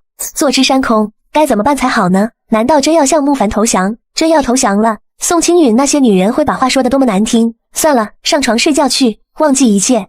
慕凡兴致很高，笑道：我们来玩捉迷藏，谁被我抓到，那就……末世第7天，张氏的怒火也越来越高炽，甚至达到了疯狂的程度。带上这个贱人去慕凡那，这一回慕凡要是不把别墅交出来，就把这女人做了。接着来到28号别墅下面，慕凡立刻出来的投降，否则我嘎了他。他在我手里1天，就要多吃1天苦头。慕凡，你也不想让他被我活活折磨嘎吧？昨天慕凡为了左青青居然肯交枪，他笃定只要给的压力足够，慕凡肯定会妥协的。慕凡决定再玩最后一次，然后在业主群里发消息：各位，张氏挟持了我的女朋友，逼我交出别墅，与其便宜他，不如给你们。谁能帮我救出左青青，我愿意给他10箱水，还有100斤大米，20斤腌肉。顿时不少势力的老大都在群里@木凡，向他确认起来。木凡，我们帮你把人抢回来，不过你要是反悔的话，等于是和小区里所有人作对。我真要弄死你们！你们绑一起都只有被我玩的份。一言为定。木凡则从地下室走了出来。我不可能把别墅让给你，不然我住在哪里，又吃什么？我特么管你。行，我允许你保留1/10的物资。我考虑一下。张氏一愣，想到昨天木凡说了这句话，结果呢，很快小区里的人就全部来了。想使诈，我只给你10秒钟，10秒钟你还没有决定，我就撕票。木哥哥，救我！木凡一咬牙，看似就要答应了，可就在这时，大量的人从各个楼栋的负一楼中冲了出来，向着张氏一行打了过去。没一会，他们就全部躺地上了。年轻真好，倒头就睡。几个领头人喝道：木凡，张氏已经解决了，该你兑现诺言的时候了。你们等我一下，我把东西搬出来。他装作去搬东西，实际上就是过一会从异空间中取出一箱水之类。这差不多就是我全部的身家了。众人虽然有些怀疑，觉得木凡可能还会有些存货，但多也多不到哪里去了。没了物资，谁还会在意木凡呢？你们退后，我把物资放到中间，你们放人，我带着人走，你们分物资，公平吧？公平，就这样交易。左青青便被推了出去，在几千双眼睛的盯视下，就那么光着走向木凡。我太高兴了，你愿意为了我付出那么多。木凡却露出一抹残忍的笑容，所以用只能他听得到的声音道：你错了，知道张氏为什么会去找你吗？是因为我故意在他面前提到你，说你对我很重要。还有，我真想救你的话，其实早就可以，我是故意把你丢给他们。左青青，这一切都是我在报复你。木凡然后猛地关门，左青青愣在原地，表情在短短几秒内经历了无数的变化。突然，他绽放出了笑容。哈哈，我是木凡的老婆，我有数不清的物资，你们快点跪下来求我，我可以好心分给你们一些食物。他又是跳又是叫，形如疯魔，不是像，而是他真得疯掉了。终于解决最后一个仇人，上一辈子的仇算是报了。接着回家准备了一顿大餐，突然收到了一条消息，居然是李静发过来的，就是那个搞仙人跳的女人。木凡，听说你把物资都交了出去，为了一个女人，你还真是个情种啊！幸好之前你拒绝了我，否则我们现在还要跟着你吃苦呢。百般嘲讽，我只是将餐桌前的食物拍给他，反手他给我打来视频通话。木凡，刚才是我不懂事，你就别和我一般见识。你让我和小小去你那边住怎么样？我的活可好着呢，用舌头就可以把绳子打结。不要，你长太丑了。然后又给他看了一下别墅里5个各具特色的大美女。大妈，你年纪一大把了，就别想着老鹰吃小鸡了。木凡掐断了通话。那小子说我什么？还有老鹰吃小鸡？我特么才37，老个屁！再说了，我老一点又有什么？老有老的味道，老的败火。你不给我，我就自己抢。他走到来到一边，只见一个30多岁的壮汉对他喊道：你也过来坐坐。他屁颠跑了过去，一边道：强哥，木凡的小子还藏了一大批的物资。你怎么知道的？刚才我和木凡发视频，亲眼看到的。王强反手就是一记耳光抽了过去。你个碧池，是不是想要勾别的男人？我怎么会，又怎么敢？强哥，我本来是想跟他炫个富的，结果那家伙发了视频，我看到他们家一桌全是美食，而且还有很多海鲜。你骗我！我有截图。王强看过去，可目光却没有第一时间落在餐桌上，而是餐桌后面的一个妹纸身上。我每天吃的是啥？不是泡面就是速冻食品，这家伙还金屋藏娇啊！李靖察言观色，还拱火道：像她这样的美女，别墅里还有4个。王强顿时昆动无比，他立马在小群中问道：有没有人会开锁？这个群里只有14栋的人，都是他的手下。强哥，我是锁匠。张氏就是一蠢货，跟一道铁门较什么劲？上锁匠，几分钟搞定，带起工具，立刻下来。10分钟后，王强一行人来到了28号别墅的下面。刘劲松，看你的了。刘劲松点点头，放下工具箱就开始忙活了起来。另一边，我的手机就传来了报警声。我特么花了10几万安装的特制锁要能被这么轻易打开，那真是搞笑了。他从容在手机点了几下，刘劲松不由浑身哆嗦。怎么了？你可别在这节骨眼上出问题。有电，我被电到了。木凡那家伙是有多么怕死，换了这么厚的门不过，居然还给铁门通电了。这乌龟壳是带电的，怎么整？丞相明立刻道：有电的话，我们把电切断不就行了？这也没有啊，这家伙的电闸不是在安全通道那里，而是在别墅里面。我们拉不到电闸，但可以去变电房啊，把整个变电房的电都拉掉不就行了吗？他们又花了10几分钟时间，终于破入了第2座变电房。一拉闸，舞女便吃了一惊。你们继续享受烛光晚餐，我去处理一下垃圾。他来到地下室，开启发电机，而王强几人又回来了。刘劲松去铁门上动了起来，不料再次颤抖起来。有电，还有电，电闸都拉掉了，哪来的电？王强怒道，伸手往铁门上一按，也全身都在颤抖。这家伙还有备用电源。王强就郁闷了，进个门咋就那么难呢？被电的滋味爽不爽？门边传来了木凡的声音。木凡，你敢出来吗？有本事就别躲在乌龟壳里。我为什么要出来？我要弄嘎你们的话，呵呵，有的是办法。你试试。试试，你们就要试试了。木凡用空间之门射出箭雨，顿时惨叫声一片。我心念一动，王强就凭空出现。什么情况？眼前一黑再一亮，怎么就这样了？这不是你说的要试试吗？木凡，我告诉你，出发前就告诉了一个手下，我只要在约定的时间没有回去，他就会把你还拥有大量物资的消息散播出去。你现在看看大群里，是不是有许多人在讨论这件事了？木凡微微有些讶然，他摸出手机看了下，只是现在大部分人睡下了，参与的人便不多，但等到明天白天，那肯定会非常热闹。我虽然落在你的手里，但你也别想偷偷享受。你觉得我要是害怕小区里的人，又为什么要给李静发视频呢？难道我不知道李静可能把视频截图告诉别人？这一波我是在大气层啊！不可能，不可能，你一定是在故作镇定，只是不想被我笑话。随便你怎么认为吧。木凡摇摇头，没有再理会王强，接着前往王强家解决了李静二人。让业主得知我囤积大量物资，涂雷和孙代计划通过断电来逼我投降。我们希望你可以配合我们，把所有物资交出来，到时候我们统一分配管理。你们怕不是还在做梦吧？木凡，我承认你的别墅就跟乌龟壳似的，从外面很难攻入，但你要知道，现在最可怕的是什么？如果我们把你家的电掐了，你觉得在烤箱里可以坚持多久？我记住你了，第一个就弄死你。那我真是期待你出来弄死我。林晚秋不由就皱起了柳眉，显得很是担心。早就说过了，不用担心，一切有我。林晚秋还是愁眉不展，他该烧的时候烧，但说到正事的时候也是很有头脑的。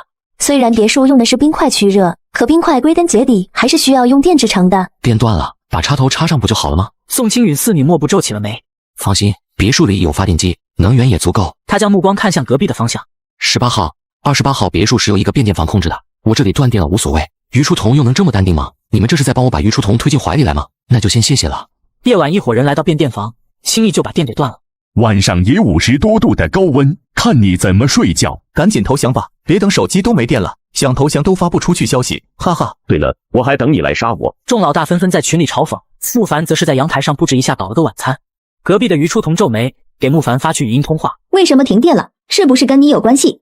没错，有人要逼我走出去投降，便把变电房的闸都给拉了。于初桐气得胸口发抖。你有什么计划？不会就这么等死吧？你如果愿意过来，我不介意收留你。你看我这里可凉快着呢，吃火锅都不嫌热。你们的冰块难道用不完吗？不管你们有多少冰块，断电之后不出几个小时就会全部融化。木凡，希望你那时候还能这么乐观。于初桐气呼呼地回了屋。次日早上，涂雷发来信息：我昨天等了你一个晚上，你怎么没有来呀？我对男人没兴趣。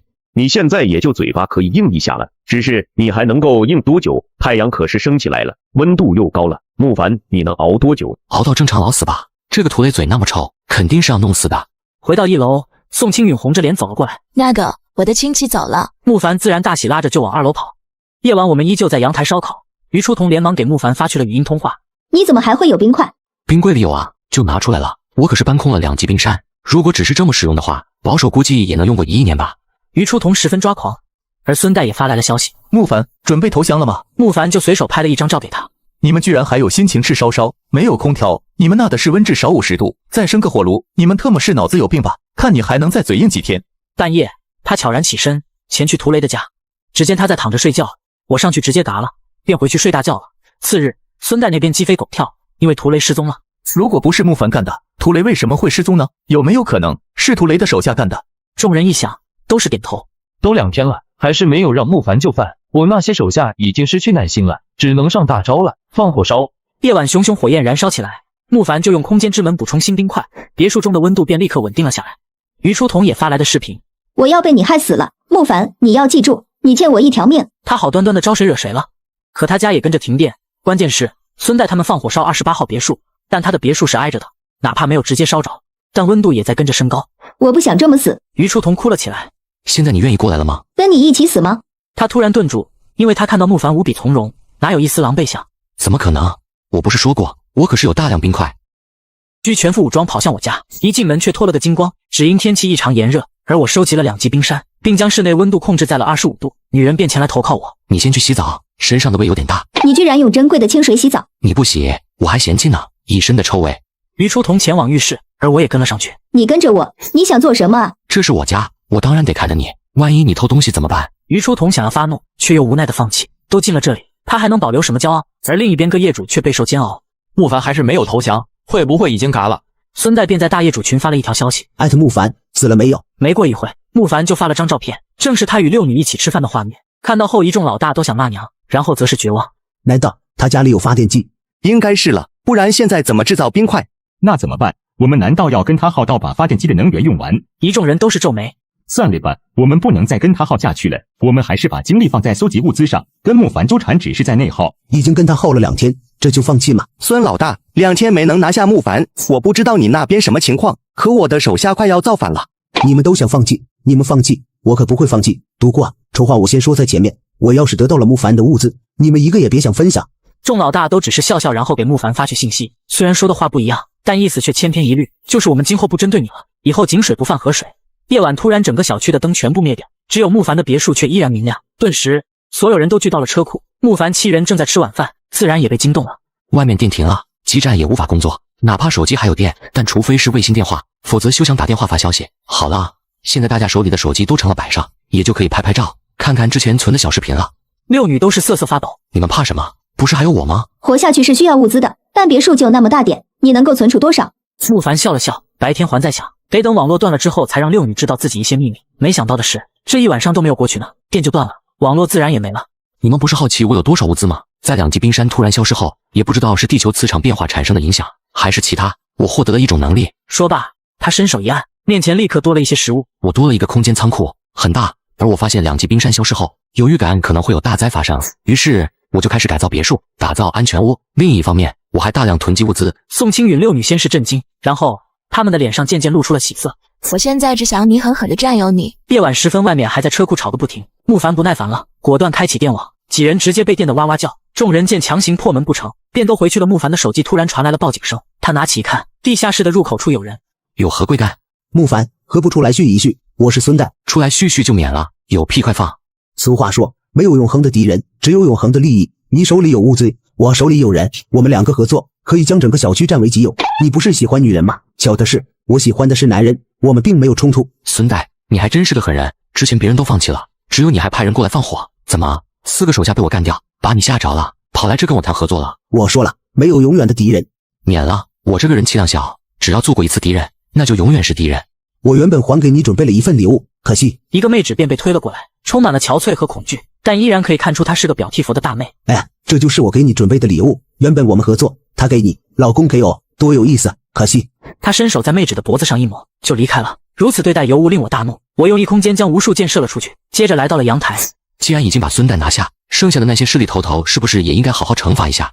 我拿出一个喇叭道：各位亲爱的邻居，现在悬赏几个人，只要将这几个人拿下，不管是活的还是嘎的，带到我这里来，每个人可以换5箱水、5斤肉和50斤大米。现在我宣读这些人的名字，大家一定要记住哦：冯丽丽、陈有龙、秦城、赵继虎。今天晚上有的热闹了。这些人断我们的电，还放火烧，要是我们真被逼了出去，第一，物资肯定要被他们抢光；第二，我们这几个妹纸会是什么后果？我们肯定要成为公共用品，而慕凡铁定会被活活打嘎。之前我过来的时候都差点被人抓了，现在的人真的太坏了。那我们就等着看热闹吧。没一会，只见是5个大男人压着一个人来到了地下室。这是你要的陈有龙？那人掏出了一张身份证，高高举起，让监控可以拍得清楚。行，你们先退出去，我准备好给你们的报酬，到时候你们把人推过来，我们进行交换。次日，整个小区20多个老大都给我扔进了空间里，只差2个赵继虎和冯丽丽。赵继虎没有被送过来，是因为他带领他们楼栋的人几乎每晚都出去寻找物资，已经拥有了极大的威望。冯丽丽身边有8个男人愿意为他拼命，所以其他人根本无法下手。没关系，悬赏动不了他们，那我就自己来。强行驶入小区，因其拥有大量的武器和人员，很快用武力将小区的居民控制住，并将男女进行了分类。男的全部去1号到5号楼住，女的去10号到15号楼。任何人在任何时候都不能关门，否则……韩正元把小区里的女人分为2批，相对年轻漂亮的女人住进了10号楼，将小区居民押走后，除了10号楼的人，其他人全部弄死，免得他们浪费食物和水。明白了，大哥。突然2名小弟跑了过来，有一幢别墅的门怎么也砸不开。爹，今天先不管了，兄弟们都辛苦了，留2个人放哨，大家一起去10号楼好好爽一爽。回到10栋，冯丽丽一见韩正元过来，她不但配合，还非常主动和热情，让韩正元获得了极大的享受。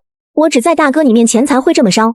这小区的别墅里住着什么人，你知道吗？别墅的主人叫慕凡，把别墅改造的跟个钢铁堡垒似的，而且他还有大量的物资。对了，还收了6个美女。他把慕凡这些天的所作所为说了一遍，当然只限于他所知道的。冯丽丽翻出之前慕凡发在群里的照片，里面有他和于初彤6女的合照。真特么漂亮，在我这头狮子面前，什么乌龟壳都给你咬穿了。哥，攻破别墅之后，可以让我嘎慕凡吗？你敢下手？那混蛋悬赏要我的命，老娘恨不得将他碎尸万段。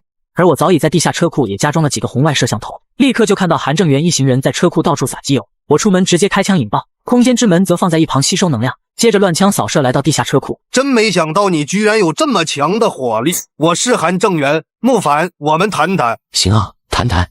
你跟着我，我让你当二把手，怎么样？为什么不是我当老大呢？行啊，我们较量一下，你要是赢了我，你就是老大。好，你来我这里，我和你1对1。我已经答应你1对1了，单挑的地点当然得由我来定，总不能什么便宜都让你占了吧？来我住的地方。没问题，你住哪？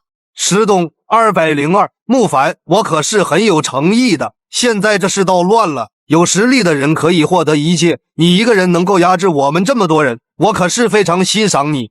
我也很欣赏你，不过我更欣赏你的脑袋。我用10箱水、10斤水果、10斤肉、100斤大米悬赏韩正元的人头，谁要是可以拿来，奖励立刻奉上。我已经兑现了那么多次奖励，信誉如何？你们都可以去打听打听。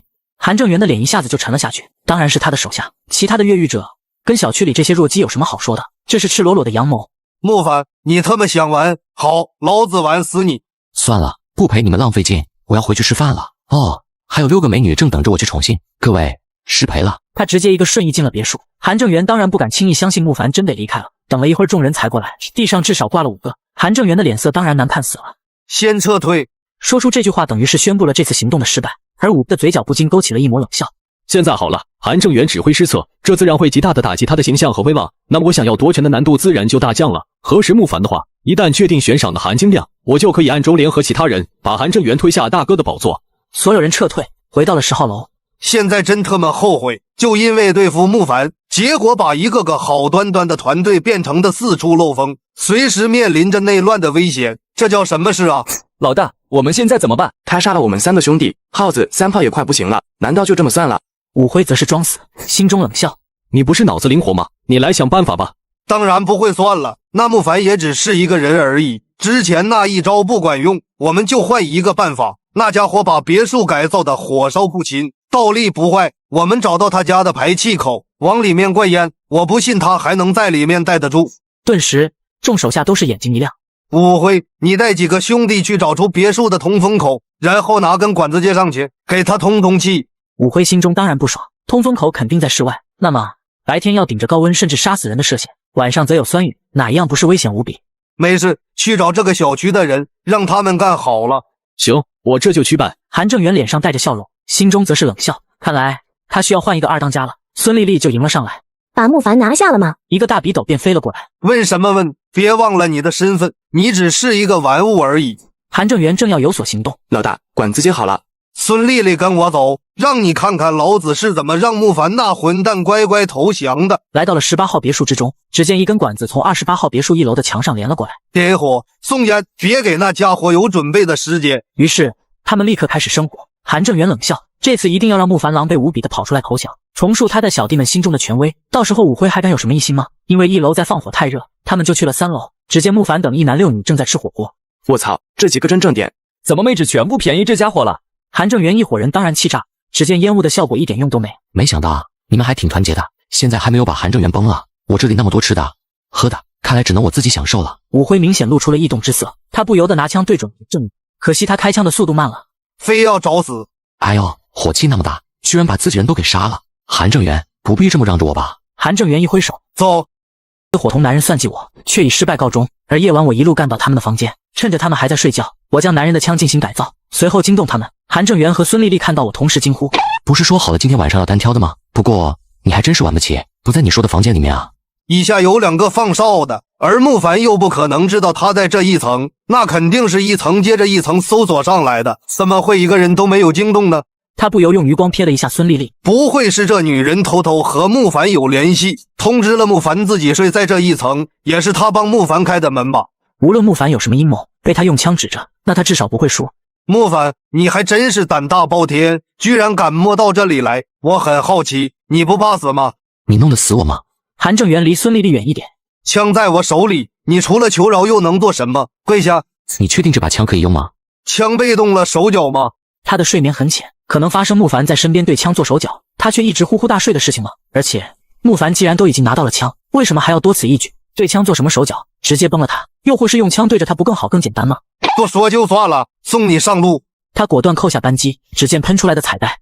我的枪怎么变成这样了？我他妈晕啊！惊不惊喜，意不意外？我是不是应该唱一首生日快乐？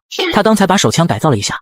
你什么时候把我的枪调包的？慕凡微微一笑，空间之门直接对他脸上，4支箭凭空射出。孙丽丽则是瑟瑟发抖。靓仔，不要嘎我！靓仔，不要嘎我！我什么都愿意为你做。恶心！送出1颗子弹让他领盒饭，接着收拾整栋嘎的人，全扔在了10号楼的1楼，并留下大字：多行不义必自毙。白眉大侠，收工，回家睡觉。次日，整个10号楼都轰动了，这些人就好奇起来。白眉大侠是谁？这人也太恐怖了，一夜就把韩正元这帮人全部干掉了。会不会是慕凡？怎么可能？这个人无比自私，只会独善其身。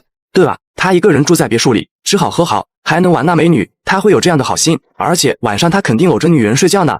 太多人持反对意见了。这时，一个男人站了出来。好了，为了不让你们继续瞎猜，我承认了，白眉大侠就是我。昨天晚上，我趁这帮人不注意，一个接着一个将他们杀掉了。好多女人立刻点头认同。这个男人叫吴墨风，他当然是乱说的。可看到这些女人看向自己的目光时，他就知道这事稳了。慕凡不是悬赏韩正元的命吗？我们拿他的尸体需要奖赏。他打铁趁热，转移大家的视线。等时间一长，他就坐实了白眉大侠的身份。听到这话，众人都是欢呼起来。慕凡为韩正元的命开出了10香水、10斤水果、10斤肉，还有100斤大米的悬赏。放现在，这绝对是无比惊人的巨款。一众人抬着韩正元就去了地下车库，而我则被手机的报警声打断的。你们做什么？你不是悬赏这人的命吗？他现在被我杀了，你该兑现承诺了。慕凡一愣，这人脸皮真厚，居然冒险他人的功劳。人是你杀的吗？韩正元是被4根箭射穿了4支，你会射箭？我当然会了。行，你把弓箭拿来，对着尸体再来上几箭，我就给你兑奖。慕凡，你是不是想要赖账？我可是主办方，一切权利的解释归我所有。再说了，我只是让你证明一下是不是得奖的本人，这不是我这个主办方应尽的职责，总不能让人冒领了吧？箭我用完了，弓箭也被扔了，复现不了。没有证据说明是你杀的，抱歉，你对不了奖。吴墨风自是破口大破，在他蛊惑之下，其他人也对慕凡口吐芬芳。这做人啊，一定要有最基本的良心，不能被狗吃了。你们过来冒领奖励，岂不是对真正的英雄的伤害？一群男人不知道反抗，一群女人则是沦为鲲。现在被解救了，也不感谢一下人家，就跑过来冒领不属于你们的东西，真他妈不是东西。他骂爽了，就关掉手机。这混蛋果然耍赖不认账了，先回去。一众人回去，吴墨风就拉上一票精壮的男人商量起来。大家先听我说2句，因为这帮歹徒的关系，我们死了太多人，尤其是女同胞，只剩下100多个了。有太多人的老婆被杀，但大家都是人，是人就会有需求，所以我宣布，所有女人还是住在10号楼，任何时候都不许关门。屠龙的少年终成恶龙，吴墨风，你这是什么意思？没什么意思，只是现在妹纸太少了，资源共享一下罢了。他走过去，一把就将这妹纸扛了回去，随后便掀起了一番大战。当这些男人发泄完兽欲后，便聚到一起商量起来。峰哥，我们的粮食和进水都不多了，得赶紧想办法解决。如果能够攻击慕凡那座别墅就好了，不过我就想不通了，他那间别墅就那么点地方，怎么可以放得下那么多的物资？大概是把地下室全部做成储存室了吧？这王八蛋太不守信用了，明明是我们峰哥把韩正元干掉了，他居然耍赖。说这些都没用，慕凡不可能给我们物资，我们也攻不进去，只能另想办法。什么办法？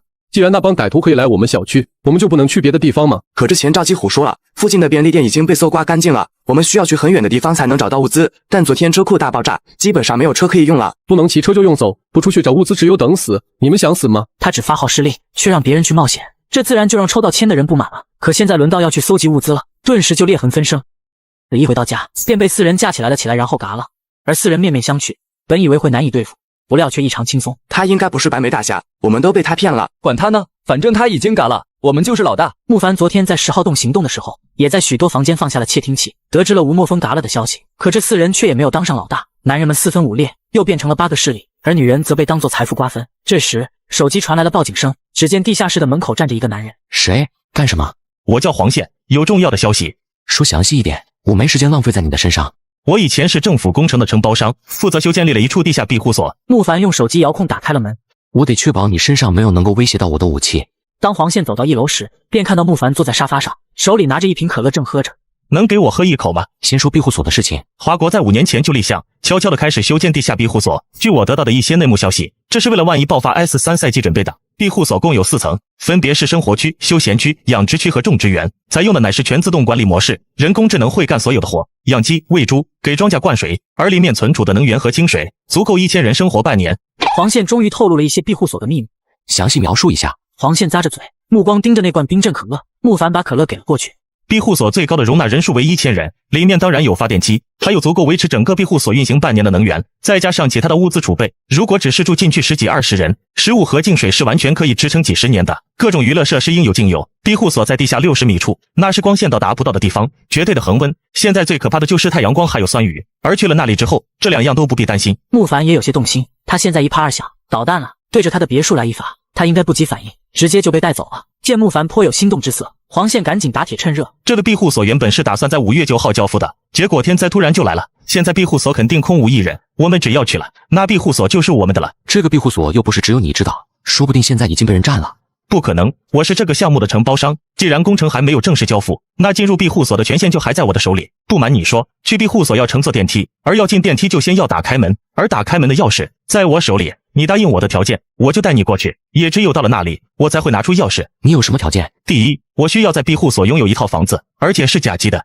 可以，没问题。第二，我还要女人，美女，你得负责给我弄一个。我不会打你现在身边几个女人的主意，但你必须至少给我弄一个。这个简单，你看看这些有没有你看得上的？这是什么？竟有这么多美女？这是星域，聚集了整座城的美女资源，漂亮温柔、可爱性感的，什么类型的都有，长相、身材都是1等1的，关键上面都是女追男，只要你一上线就有10几个美女排着队打招呼，回都回不过来。我怎么知道是不是真的？这都是经过真人认证的，照片就是本人，身高、年龄、工作，想看啥看啥，要是相中了直接都能语音视频。你若不信可以点左下角看看。没错，我和我的姐妹都在用。只要你带我去到庇护所，这些美女随便你挑。这样看来只挑一个可不够，以后如果有投奔庇护所的女人，我们得共享。呵，你未免也太贪心了。我给你一个选择，你告诉我庇护所的位置，我确认那真实存在之后，你把钥匙给我，我给一定数量的物资。不行，那就算了，请吧。黄宪当然不死心，更加不能接受这个结果。慕凡，你再考虑一下，那可是庇护所。那又如何？我住的地方，那肯定只能有我的女人，她随时会做一些羞羞的事情，还住个外人，怎么可能？而且我住在居民区，正常怎么可能被导弹轰呢？想通了就过来跟我谈谈，否则你就在这里热死饿死渴死吧。慕凡把黄宪丢出了门，黄宪被推出了门，没办法，他自己怎么去庇护所？根本没有交通工具。慕凡不同，这家伙本事大得很。当太阳快要升起时，只见一辆学校的巴士猛地冲进了小区，向着地下车库的入口撞了过去。而我迷迷糊糊醒来，听到了枪声。怎么还有枪？他索性起床了，跑到阳台上去张望，却见隔壁阳台上居然出现了人。你是慕凡？傅林，真是你，我是傅林，真没想到我们居然会在这样的场合下相见。傅林，他是谁？温末世，高中同学竟逃到隔壁避难，还带了3个高傲姐和1个公子哥。这回人不仅高傲，还想让我当他们的牛马。慕凡，我们都一夜没有吃喝了，你找，给我们弄点吃的喝的，放心，我们会用高价收的。说着，他的脸上也浮起了一抹不耐烦之色。老子跟你说了那么多，你他妈怎么还是没有动？老同学，你既然知道末世来了，这个世界已经变成了一团糟，你眼中曾经的权贵已经跌落进泥淖之中，钱有个屁用！傅林当然不信，舔权已经深入他的骨髓。慕凡，别说这些，看在同学一场的份上，你现在给我们食物和水，以后高少的人过来救我们，我们可以将你一起带上。高石海露出一抹冷笑，你凭什么替我做决定？高少，我们现在毕竟没吃的喝的，算是有求于人，而且以高家的财大气粗，哪怕多养一个人都没有关系，关键是不能让你在这时渴着饿着，不是吗？行吧，只要这几天把我伺候好了，我就带他回家里。有了高石海的承诺，他当然就可以和慕凡好好谈判了。慕凡，正因为现在这时局太乱，我们才需要抱紧大腿呀。高家何等豪门，而且一直有防患灾难的意识，家里可是囤积了大量的物资，你在这里只能苟且一时，只有去了高家，你才能一直活下去。食物和水我还真有，不过我只对美女有兴趣。什么意思？傅林先是一愣，他不由看了眼老婆、大姨子还有洋妞，然后就呲起牙来。你还真是敢啊！高石海一把就把傅林给拉到了身后去。你别给脸不要脸，快去拿吃的喝的来，我又饿又渴。见高石海生气，傅林连忙向慕凡道：老同学，高少都发怒了，你赶紧去拿食物和水来，定给高少赔个不是。谁跪下来，我可不习惯跟人平视说话。慕凡没有理这个富二代，而是向徐玉他们道：我欢迎美女和我做交易，一次给1块面包和1瓶水。高石海爆起了粗口：你特么的，你找死是吧？小爷要弄死你！他向着赵国富吩咐道：你给我弄死他，弄死他！只剩下1颗子弹了，如果浪费在这个人的身上，如果还有人闯进来，一旦不怕威胁，我就保护不了你们。高石海哼了一声，等家里派来的搜救人员到达，就让他们弄死慕凡，还要把小区里那些暴民也一并收拾了。慕凡，吃饭了。这时于初桐走了过来，高石海突然叫道：嫂子，你是高家老二？没错，我是高石海。嫂子，你怎么会和他在一起？于家的实力可不弱于高家，甚至还要稍强一些，而两家也结成了联姻，便是于初桐下嫁给他的哥哥高凌天。高石海立刻目露凶光：你他妈敢给我们高家戴绿帽子？我和你哥哥并没有结婚，你别叫我嫂子。而且现在发生了天灾，曾经的婚约自然作废，从此各过各的。嫂子，你和我哥的婚姻可是由我们两家共同宣布的，别说海都市了，就是放眼全国，也有不少人知道。你现在悔婚，这不是在打我们高家的脸？于初桐懒得与他废话，向慕凡道：“你不下来吃饭吗？帮我拿上来，你们又渴又饿，那正好，我吃喝给你们看。”不一会，柳如燕他们便带着早饭上来了，十分的丰盛，强烈的灼热感让他们差点控制不住，要直接从阳台上跳过去。欢迎来做交易，现在就不奉陪了。六女不由感慨起这个世界之小，家里是不是又要添人了？那3个女人还没有资格住进来，顶多就是耍耍。避让另一边，高诗海暴跳如雷，向赵国富道：“你给我去隔壁东了那个混蛋！第一，唯一的子弹花在此人的身上是否值得？第二，你们有没有想过，这小区里的人那么穷凶极恶，为什么没把慕凡打劫了呢？他有那么多的物资，而且一个屋子里居然有6个美女，换了谁能不觊觎？可他还是好端端的，这不诡异吗？”听他这么分析，傅林等人都是一惊。傅林，你这个同学是个怎么样的人？家境普通，学习成绩也很普通，如果不是命好，生在海都市，他连考上本科都够呛。赵国富想了想，我去问一下这小区的人，你们锁好门吗？不用担心，我去就回。半个小时都不到，他就回来了。怎么样？你们可千万不要小看了慕凡。他把打探到的情况说了出来。只要那慕凡不来招惹我们，我们也万万不要去招惹他。我怀疑慕凡就是那个白眉大侠。听到他这么说，众人都仿佛戳破的气球，变得有气无力。突然，一道念头划过徐家姐妹和杨妞的脑海，他们倒是可以从慕凡那里得到食物和水，可是他们又愿意吗？我存有大量物资，为了讨好我，竟然带着老婆和小姨子过来与我商议。你进来，其他人得在外面等着。傅林进来后，慕凡，这里好凉快。有事？慕凡，你是不是不知道高家有多么恐怖？人家可是拥有一个市值达到几百亿的公司，拥有这样一个庞然大物，高家的能量之大绝对超乎你的想象。然后呢？还什么然后？你赶紧向高少去道歉，他想要什么你就给他什么，不要说我是在欺负你，相反我是在救你的命啊！你看起来聪明，其实是个蠢货。现在都什么时候了，你居然还想着拍一个富二代的马屁？看看他，都把跟高世海同等级的于初桐给睡了，你这个人怎那么冥顽不灵呢？傅林心中生恼，顿时恶向胆边生。他既然已经进了屋子，而且面前也只有慕凡一个人，那拿下慕凡后，这别墅岂不是归他所有？老同学，你的眼神不对啊！一巴掌抽了过去，接着又是一个大比布。不要打了，慕凡，你饶了我吧。你想做狗是你的事情，别以为人人都和你一样愿意当狗的。行，你可以滚了。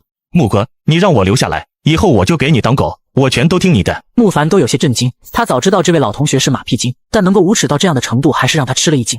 连你老婆都没有资格住进来，更何况你。听到慕凡说连徐玉都没有资格住进来，他心头倒是一松。慕凡应该看不上他老婆，没有资格住进来，不代表不能在这里来一发呀。给我麻溜的格温。慕凡把傅林推了出去。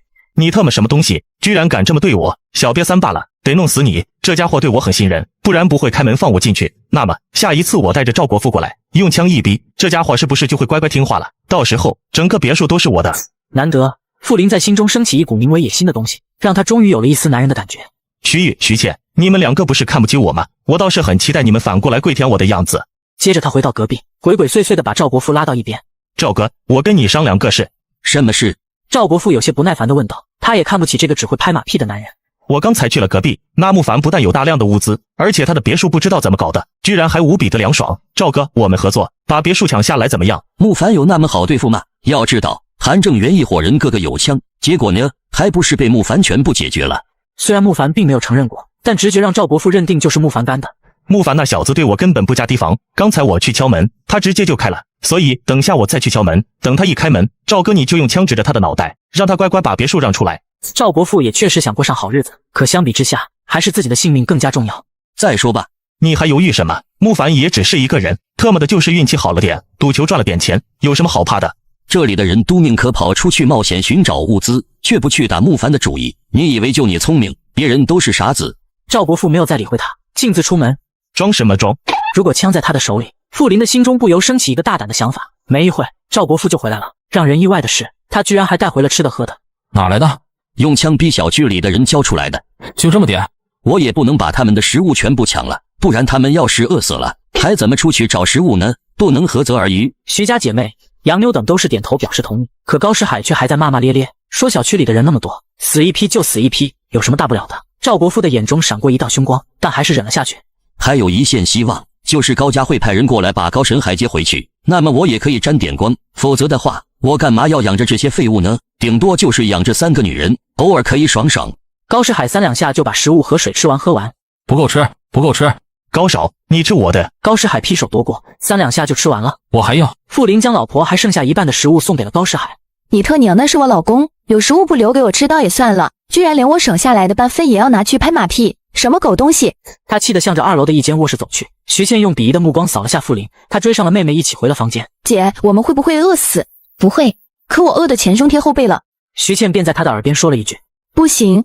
都这时候了，你还有什么好顾虑？3从4德，这都是什么时代的东西？可是但这和做亏有什么区别？这是两码事。而且你想，就这么饿死渴死热死吗？指望傅林还是高家？就现在这条件，哪怕我们还在学校，高家的人都不一定能够找得过来，更何况我们还逃到了这里，又没办法进行联系，高家的人找得到我们吗？而且现在赵国富还肯跟我们分享食物，但再过2天，他肯定会滋生别的想法。姐，这世界真的如此混乱了吗？我也想一切回到从前，当我的校长，管着几千个人，但回不去了。我们走。两女来到1楼，径直就去了地下室。你们去哪？你管得着吗？徐家姐妹很快就来到了隔壁的地下室门口，铁门打开，徐倩毫不犹豫地走了进去。两女一进去，都是第一时间惊呼：安吉尔，你怎么在这里？温末世，3个妹纸为了得到食物，竟然主动送上门。于是我抬手一挥，都去洗澡。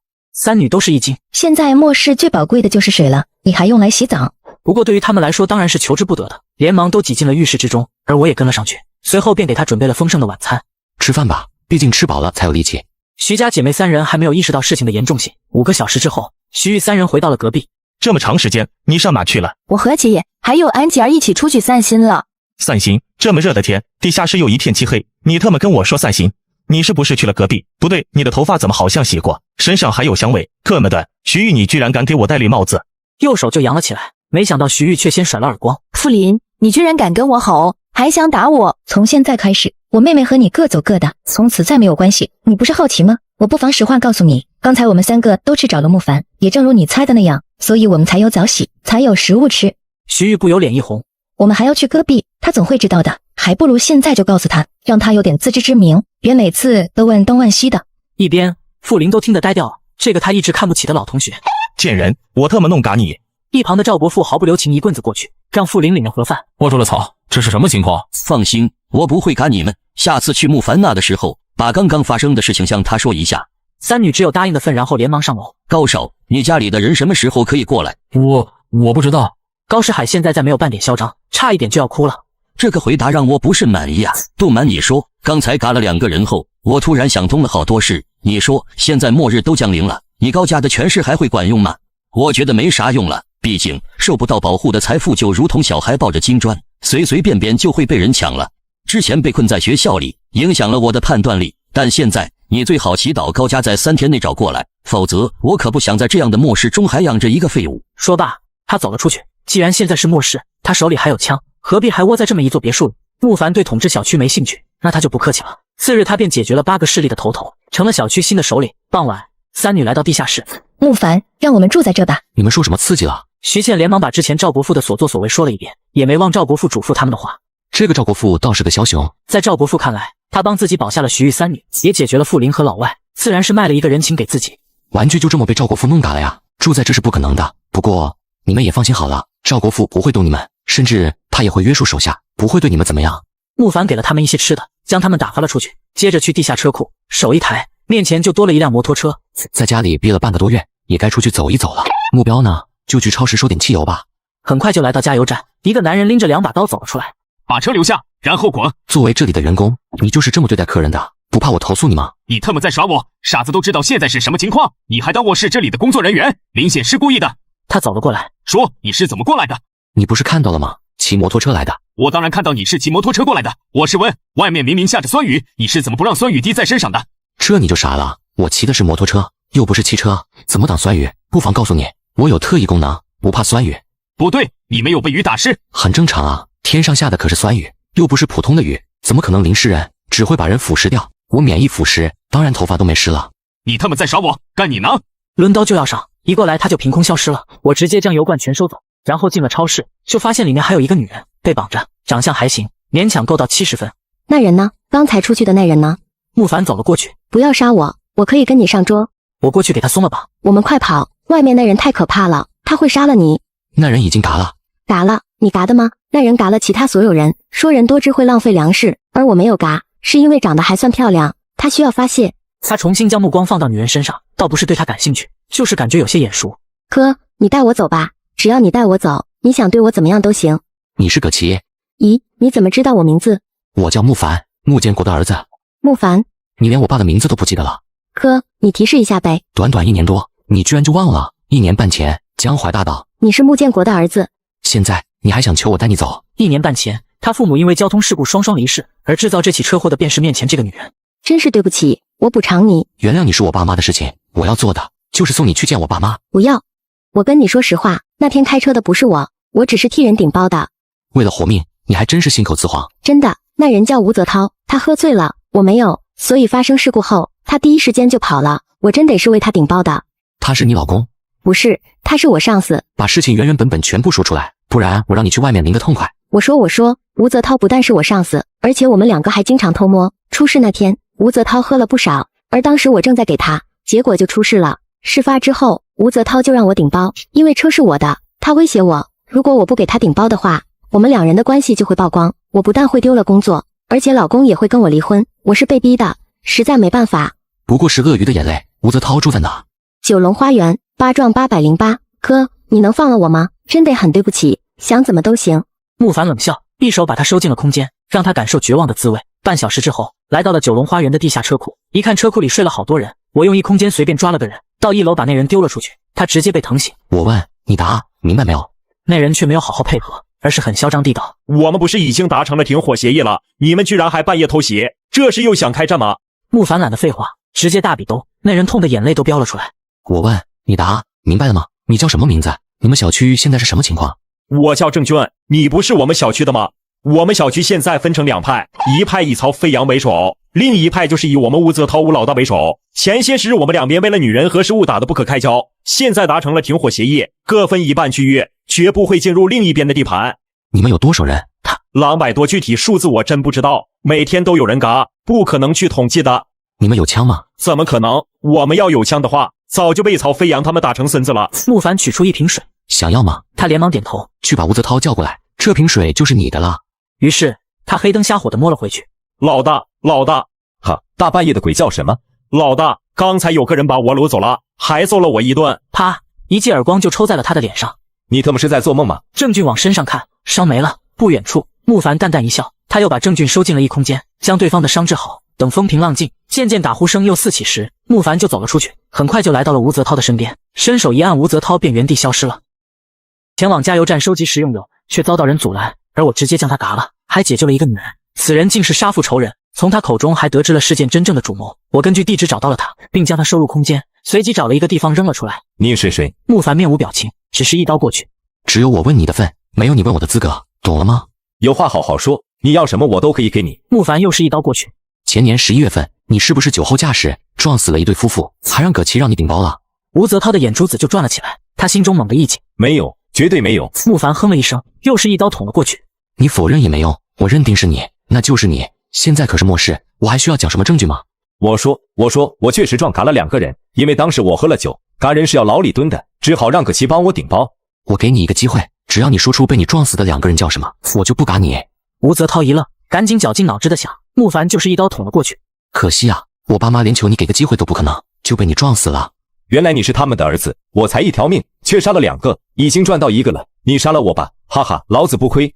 你不会死的那么简单，今天你可以把所有的酷刑都体验一遍，我要嘎你100遍。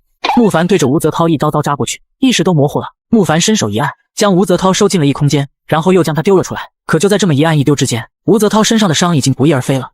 啊，怎么可能？说了要让你把所有酷刑受一遍，死100次的。4个小时之后，穆凡才终于把吴泽涛嘎了，接着便回了家。他看向隔壁，只见一个男人正站在阳台的窗边。穆凡，终于和你说上话了。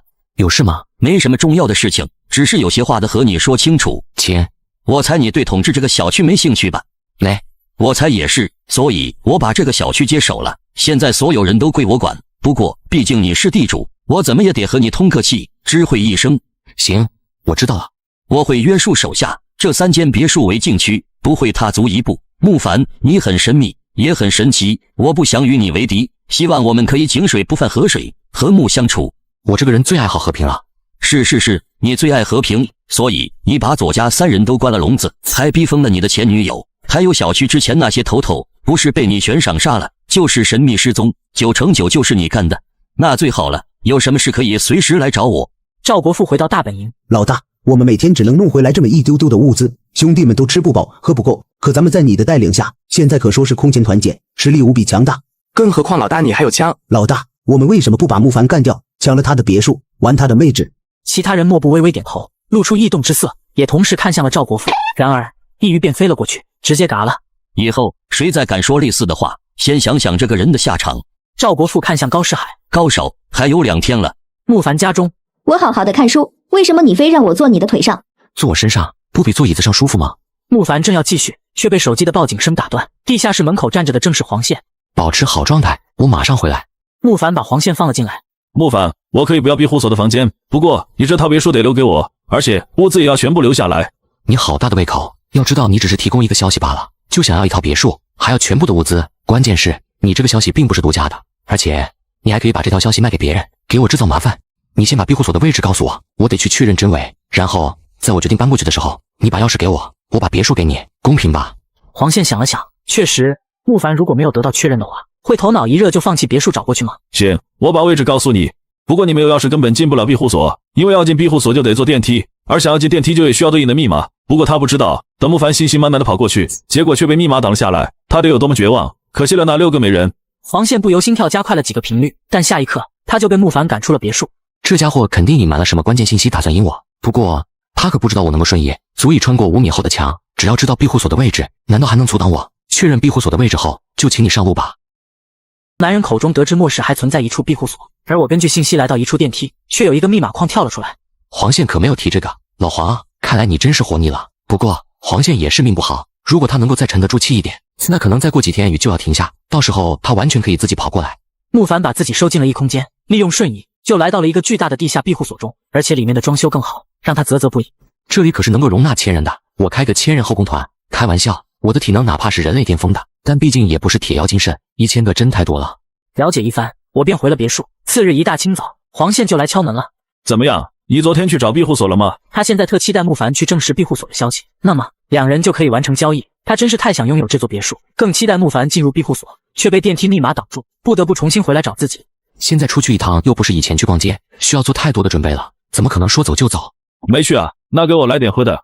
你我之间又没有完成交易，你不觉得老是从我这里拿东西过分吗？还想要喝的？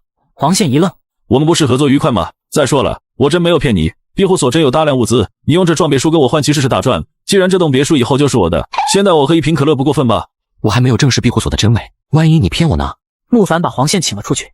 今天晚上如果酸雨停了，我倒是挺期待你去找庇护所的，到时候发现自己的钥匙不管用，脸上又是怎样的表情呢？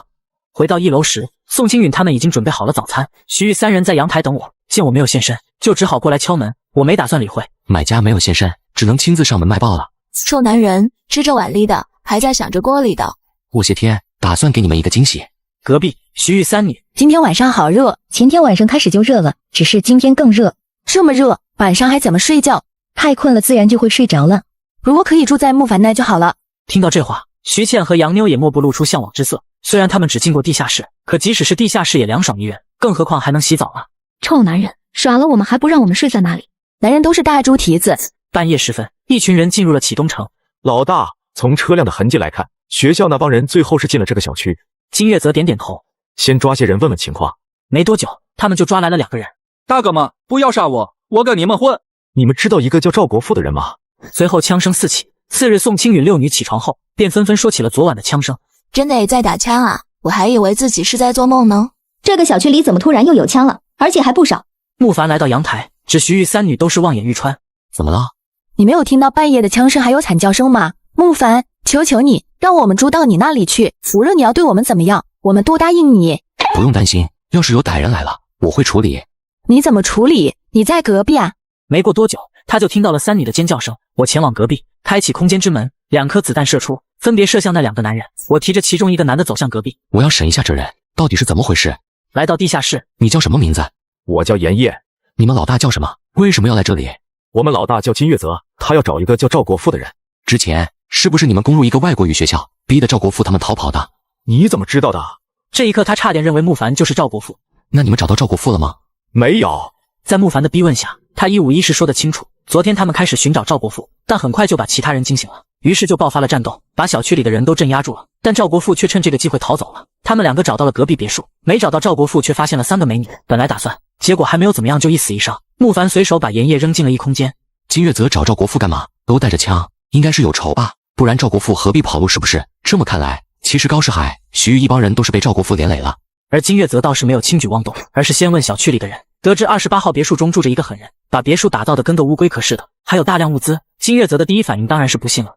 谁没事会把自己别墅打造的连炸都炸不坏的？你们一群傻逼！于是他就带着手下来到了地下车库。老大，这家伙的门墙都是改装过的，得用大型切割设备才能破开。金月泽皱了皱眉，一开始他真以为是开玩笑，谁会把别墅打造成一座钢铁城堡？这特么居然是真的！去敲门。温末世，男人带人来砸墙，殊不知我早已对墙进行了改造。然而男人不但不当回事，还进行挑衅。你小子是不是不敢出来啊？你特意下来找我，想说什么？金月泽更加不爽，语气好像是他上级似的。赵国富在不在你这里？你把他交给我，小区里的女人随便你挑，甚至我可以给你2把枪。既然你已经打探过我的情况，难道不知道我自己不缺女人吗？那你想要什么？我不想要什么，只是随口问问。无聊吗？拿你耍耍也行。金月泽有种抓狂的感觉。我不妨告诉你，赵国富是我一定要嘎的人，你如果要包庇他的话，你也会一起嘎。你别墅里物资再多，又能够坚持多久？我派人天天把门口守着，只要你一露头，我就崩了你。之前好像也有人这么威胁我的，只是你们不可能知道，我手里的物资多到夸张啊！你在威胁我？当然，这也是事实。我劝你立刻把赵国富交给我，不然你就给他陪葬吧。呀，看来跟赵国富真是深仇大恨了。赵国富啊，赵国富，你可是欠了我一个天大的人情。空间之门打开，子弹扫射，枪林弹雨之间，眼前的人都嘎了。接着回到阳台，用喇叭道：“老赵，没死的话出来收昆体。”1个小时之后，只见赵国富出现地下室门口。昆体都处理好了，处理好了。赵国富的态度明显变得不同了，他太庆幸自己做出的选择了。月泽非要杀你，你跟他有什么仇什么恨？难道你玩了他老婆？这事说来话长，我年轻的时候不懂事，跟着一伙人称兄道弟，月泽就是这伙人的头头。一开始只是收些小费什么的，但后来要去做老李蹲的事情，我没有参与，还去报了警，后面就来找我报仇了。后面的事你也就都知道了。另外慕凡，谢谢你，你有需要的时候，我随时可以把命交给你。说罢，他转身离去。慕凡自然不会放在心上，他准备尽快搬到庇护所去。夜晚，一台摩托车驶入小区。这些摩托车还能开，所以这些摩托车的车胎都是特制的吗？也不一定，如果提前把气放掉，车胎就不会爆了。他们晚上跑来这干嘛？如果说是为了物资的话，去各个商超才对。那么只有一个可能，他们是为了人而来的。另一边，这伙摩托车手很快就找到了赵国富，把高少交出来。赵国富讶然，这些人来势汹汹，却居然是为了高世海。高家的人怎么称呼？罗平。我是赵国富，高神海确实在我这里，不过你们想要将他带走的话，得付出一些代价。你说？我需要大量的食物和水。没问题，不过我得先确认高少是否安全。没一会，高世海就被推了出来。他何曾受过这样的苦，整个人都是颓废的不像话。他这才看罗平，然后整个人就激动起来。罗平，是我爸让你来救我的吗？快带我走，带我走。二少放心，我一定会带你平安回家。你要多少食物和水？当然是越多越好。赵国富心里是这么想的，却不敢这么开口，毕竟现在是末世，一条人命能值多少钱？2000斤大米或等量的食物，1000升饮用水。罗平第一时间答应下来，取出了一支卫星电话，开始打电话。物资正在运输中，还请等个半小时左右。半小时就可以把物资送过来。赵国富不由惊喜，想到获得这笔物资后，怎么也要分出一半去孝敬慕凡，哪怕慕凡有更多的物资，可能看不上，但这可是他的心意。过一会，几辆摩托车就开了过来，每一辆上面都放着袋子之类。放人吧。赵国推着高世海出去。高少，谢了。罗平脸上的笑容立刻消失，全部嘎掉。顿时对着赵国富众人就开始了乱射。此时惨叫声连绵不绝。我们投降，别打了，我们投降。罗平，一定要把赵国富给我拿下，这混蛋居然如此对我，我要让他尝尽折磨后再弄嘎他。停火，赵国富，我家二少要和你谈谈，还不滚出来？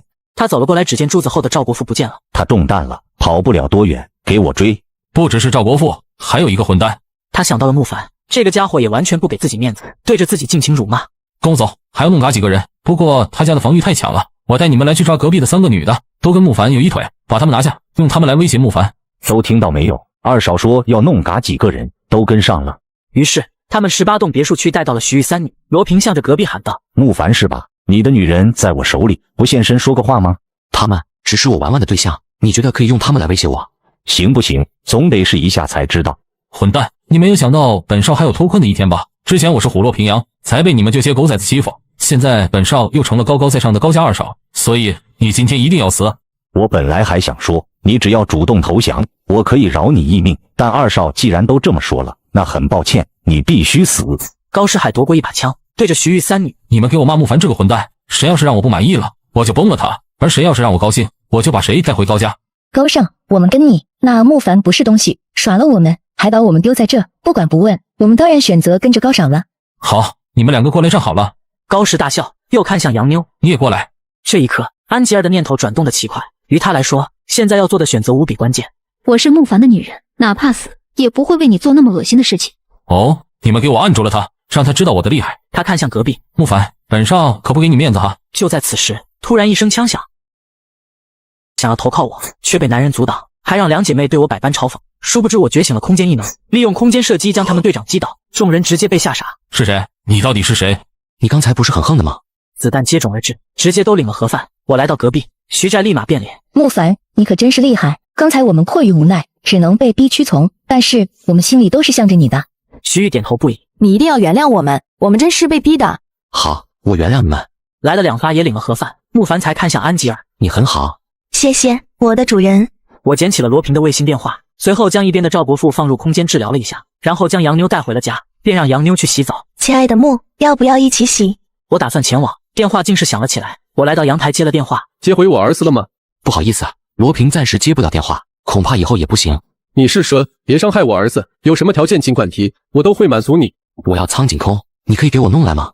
哈，我可以给你物资，不管是食物还是清水，你只要开口，我都可以满足你。行啊，我要1亿吨牛肉。老高居然不生气，你先让深海跟我说几句话，我得确认他的安全。除非你会鬼语，不然可没办法跟你儿子说得上话了。你竟敢搞我儿子，不管你是谁，我告诉你，你死定了。那你可要快点来，过几天我要搬家了。夜晚来到隔壁，经过治疗的赵伯父竟然变异了，他变得强壮无比。慕凡，又是你救了我，不过我现在是什么情况？为什么力气这么大？还有，我好像好饿。我只是帮你取出了子弹，帮你包扎了一下伤口。至于你的力气为什么变大，我也不知道。不过蓝鲸每天都要吃掉好几吨食物，力量大，消耗大。我到底昏迷了多久？2天。我被子弹打中，2天伤就好了。虽然这很梦幻，不过确实就是真相。过了几分钟，赵国富才接受了现实。我先去找点吃的。赵国富既然醒了，他当然不可能再去投喂。过了一会，便见赵国富背着一只极大的袋子过来。我已经吃过了，而且我相信以后不用再担心食物的问题。这些东西给你，我知道这跟你2次的救命之恩比起来根本微不足道，但也是我的一片心意。好，我收下了。突然，引擎的咆哮声传来。高家的尾巴。昨天老高打电话问我要他的儿子，我说他永远见不到了，好像他挺生气的。赵国富大笑，来得正好，我正好试试现在的实力。慕凡，你在别墅里不要出来，我会把他们全部解决。好。赵国富立刻消失在了黑暗之中。是不是要去老高家一趟？总不能老是你来打我吧？而且高家应该有许多物资，包括能源，好一趟绝不会没有收获。不过老高家在哪？慕凡取出卫星电话，电话就响了起来。你想怎么死？老死。可惜你只会横死，相信我，很快就可以听到你的惨叫声了。是吗？你住哪？要不我亲自来拜访你吧？不必了，等下我大儿子会把你的人头带回来，用以祭奠我小儿子。咦，把大儿子都派了出来，你就不怕痛失2个儿子，没人送终吗？就让你现在嚣张一下，等下你会后悔现在没有自杀。没过一会，他就来到了战斗发生的地点。慕凡不由讶然，老赵居然被人挡了下来。有意思，真有意思，像赵国富这样的人居然还有，所以不只是他，赵国富，还有其他人也。怎么说呢？进化了，变异了。我一口气发射了10几枚子弹，高家大儿高凌天便顶不住了。住手！住手！我可以不报杀弟之仇，以后井水不犯河水，不然的话，我真要拼起命来，你们中也得有一个给我赔命。我掏出冲锋枪，哒哒哒哒哒哒，高凌天也领了盒饭。慕凡，多亏你出手。我走到高家唯一的活口面前，我问你答。我回答你了，你能放了我吗？当然，毕竟我也不是什么杀人魔王。你们那里有多少人？火力情况如何？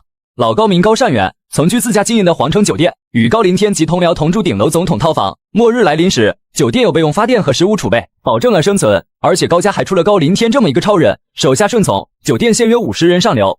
慕凡看向赵国富，去不去高家走一趟？当然要去了。他2次差点都死在高家人的手里，怎么可能没有怨气？好，先回去准备一下，5分钟后小区东门集合。回到家，卫星电话响了起来。凌天，人抓到了吗？真是遗憾，没有。老高顿时倒抽凉气，大儿子的电话居然落到了慕凡手里，这说明什么？我儿子呢？你问哪个？你特么的，我大儿子。其实你不用具体问哪个儿子，因为他们的结局都一样。你在胡说八道！我家老大是异能者，是超人，你怎么可能杀得了他？你是在故意激怒我？行，你就先自欺欺人一回，我等会就让你们父子3人团聚。接着他转身去了小区门口，找了个妹纸整活，竟然还让人在一旁观看。而我早已解决了门口的守卫。此时一进门，只见一个男的躺在地上，没法动弹。老高，这是什么情况啊？玩得挺花的呀！我的人这么快就被你干掉了？只有一半，我总不能什么活都干了，另一半交给我兄弟处理了。另外，你玩得这么变态吗？高善元居然还笑了。你觉得他如何？颜值我给94分，身材吗？95分吧。这男人叫柳志栋，是他的老公，也是我的合作对象。本来是来考察，准备给我公司投资的，结果末日来了，你把我家老大杀了，我总不能断后吧？你还真是坦诚。这么极品的妹纸我也可以送给你，用她的命换我的命，怎么样？你要是不答应的话，我只好一刀两断。他推着美丽少妇离慕凡越来越近，突然将少妇推开，左手的枪进出来。慕凡，没想到我也是异能者吧？高善毫不犹豫的开枪，然而却居然没有一颗子弹打中他。下一秒，高善就消失了。快点放开我！我爸是柳传奇。我走过去，一脚踩上。柳公子好大的威风，可我最讨厌别人对我吆五喝六的，一不小心把你踩嘎了咋办？你他妈的是不是不知道我爸是谁？他的脾气如此之臭，你是怎么受得了他的？少妇不答，眼神中充满了恐惧。柳志栋没有看到，但他可是亲眼目睹了高善元的凭空消失，自然将慕凡视为魔鬼了。混蛋，放松开你的脚，跪下来向我道歉。稍加用力踩，他就不敢说话了。不要嘎我，不要杀我，我把他送给你，你不要嘎我。柳志栋，你还是人吗？你是我老婆，为我牺牲一下又怎么了？而且我他妈都没有碰过你，你有什么资格指责我？你不会是同性恋吧？这么漂亮的都不碰。之前耍得太野，中招了，现在正在治疗，打算治好了就要孩子，结果末世就降临了。慕凡露出魔鬼般的笑容。太太怎么称呼？她叫张玲玲，之前是小百花乐剧团的，还是台柱子，我追了好久才追到手的。我看向张玲玲，有没有恨不得嘎了她的感觉？她都可以将你随意送人，你还对她抱有什么希望吗？柳志栋则是吓坏了。你不能这样，我已经让他都跟你了，你不能杀我。张玲玲赏了柳志栋一记耳光，柳志栋直接就嘎了。杀伐果断，女中豪杰。是你干的。放在末世前，我高低告你一个诽谤，不过现在嘛，无所谓了。他直接瑟瑟发抖了。不用这么害怕，我这个人向来平易近人的。赵伯父出现在门口。慕凡，我没有找到高善元，反正他的手下全部嘎了，哪怕逃走了，也只是一只没有牙齿的恶犬，伤不了人。再说了，他儿子嘎了，可能已经被手下夺权杀了吧。赵伯父缓缓点头，张玲玲则是沉默着不说话，让慕凡满意的一笑。走，回家睡觉去。放心，我这个人绝不会用枪，那多没意思啊！我只是带你去我家里做下客，身为一个好客的主人，怎么可能对客人有什么企图呢？明天晚上等天黑可以出去了，你想离开的话，我绝不会阻拦。三人在路上遇到了拦路虎，赵伯父直接被撞飞了，直接把张玲玲吓得够呛。大美女啊，真漂亮，今天的运气真不错。这帮人大呼小叫着，张玲玲吓得浑身颤抖。为什么这帮人会如此凶残？慕凡搂了他一下。欢迎来到末世。这帮龟孙子居然在路上设了障碍，摩托车有一辆算一辆，都会被绊倒。晚上没了酸雨，让太多人可以出来。都给我去嘎！赵国父冲了过去，如虎入羊群，掀起了一场单方面的屠杀，几分钟便搞定了。不过他的摩托车已经报废了，只能走回去了。那我先开回去了。邀请妹纸去沐浴，妹纸不仅不生气，还脱了个精光。只因高温末世降临，水变成了非常稀缺的物资，而我早已在末世前收集了2级冰山。完事后睡个觉，熬夜可是女人的天敌。要给你面膜吗？你是在开玩笑吧？自从末世降临，哪还能洗澡？直到次日下午，我才走出了浴室，手机报警响起，有人来访了。竟然是黄县小区被几拨人来回侵占杀伐，这家伙居然都没有嘎，一直活到现在，真不容易。莫凡，你到底什么时候去庇护所？不急，再等几天。你不急我急啊！黄县都要跳脚了，我特么腰也嘎了，你再不去，我们的交易就作废。他威胁道，这也是他唯一可以使用的手段。那就作废好了。黄县没办法，只好愤愤离去。很快来到夜晚，已经环顾完的张玲玲站在一边。参观结束，你现在要做出选择了，留下还是离开？留下的话，呵呵，需要付出什么代价你应该清楚吧？你有10秒钟的时间做出选择，不然我默认你选择离开。张玲玲则是紧张，哪怕她心里已经有了决定。你就不能默认我不回答，就是愿意留下来吗？故意的。原来你不想留下来，行，我这个人从不勉强他人，那就再见吧。他推着张玲玲往门外走，这下张玲玲可无法矜持了。你非要这么羞辱我吗？张玲玲一把抱住慕凡的腰。我留下来，我想要留下来。慕凡毫不意外，接着出去了一趟，找到了赵伯父，把一部卫星电话递给对方，保持联系。我正打算搬去皇城酒店，那里晚上可以吹空调，我只要能够获得足够的能源就行。有了这个，我就不用担心联系不到你了。我欠你的太多，煽情的话我就不说了，也不会说，我只放下一句话，以后你只要有用得到我的地方，只要打个电话我立刻就到，哪怕是上刀山下火海，皱一下眉头，我特么就是八王的。好，我记下了。夜晚八女就全部来到1楼集合。走，带你们去个地方。八女莫不讶然，原来慕凡将他们半夜起来不是为了荒唐，而是出门玩。慕凡直接在路上放出一辆房车，看到这一幕都难免震惊。别发呆了，上车。很快就来到了地下庇护所。各位美女，欢迎来到新世界。天哪，这真是庇护所，不应该称为一个社区吗？你们可以去挑自己住的地方，随便你们是想一个人住一套房，又或是几个人共住一套，反正人少房间多，想怎么住就怎么住。八女自是欣然答应，纷纷去挑中意的房子。不一会儿，人工智能突然响起：主人，有未经授权人员来到庇护所入口。应该是黄线来了，投放出来。另一边黄线不能理解，密码没错，可为什么门却开不了呢？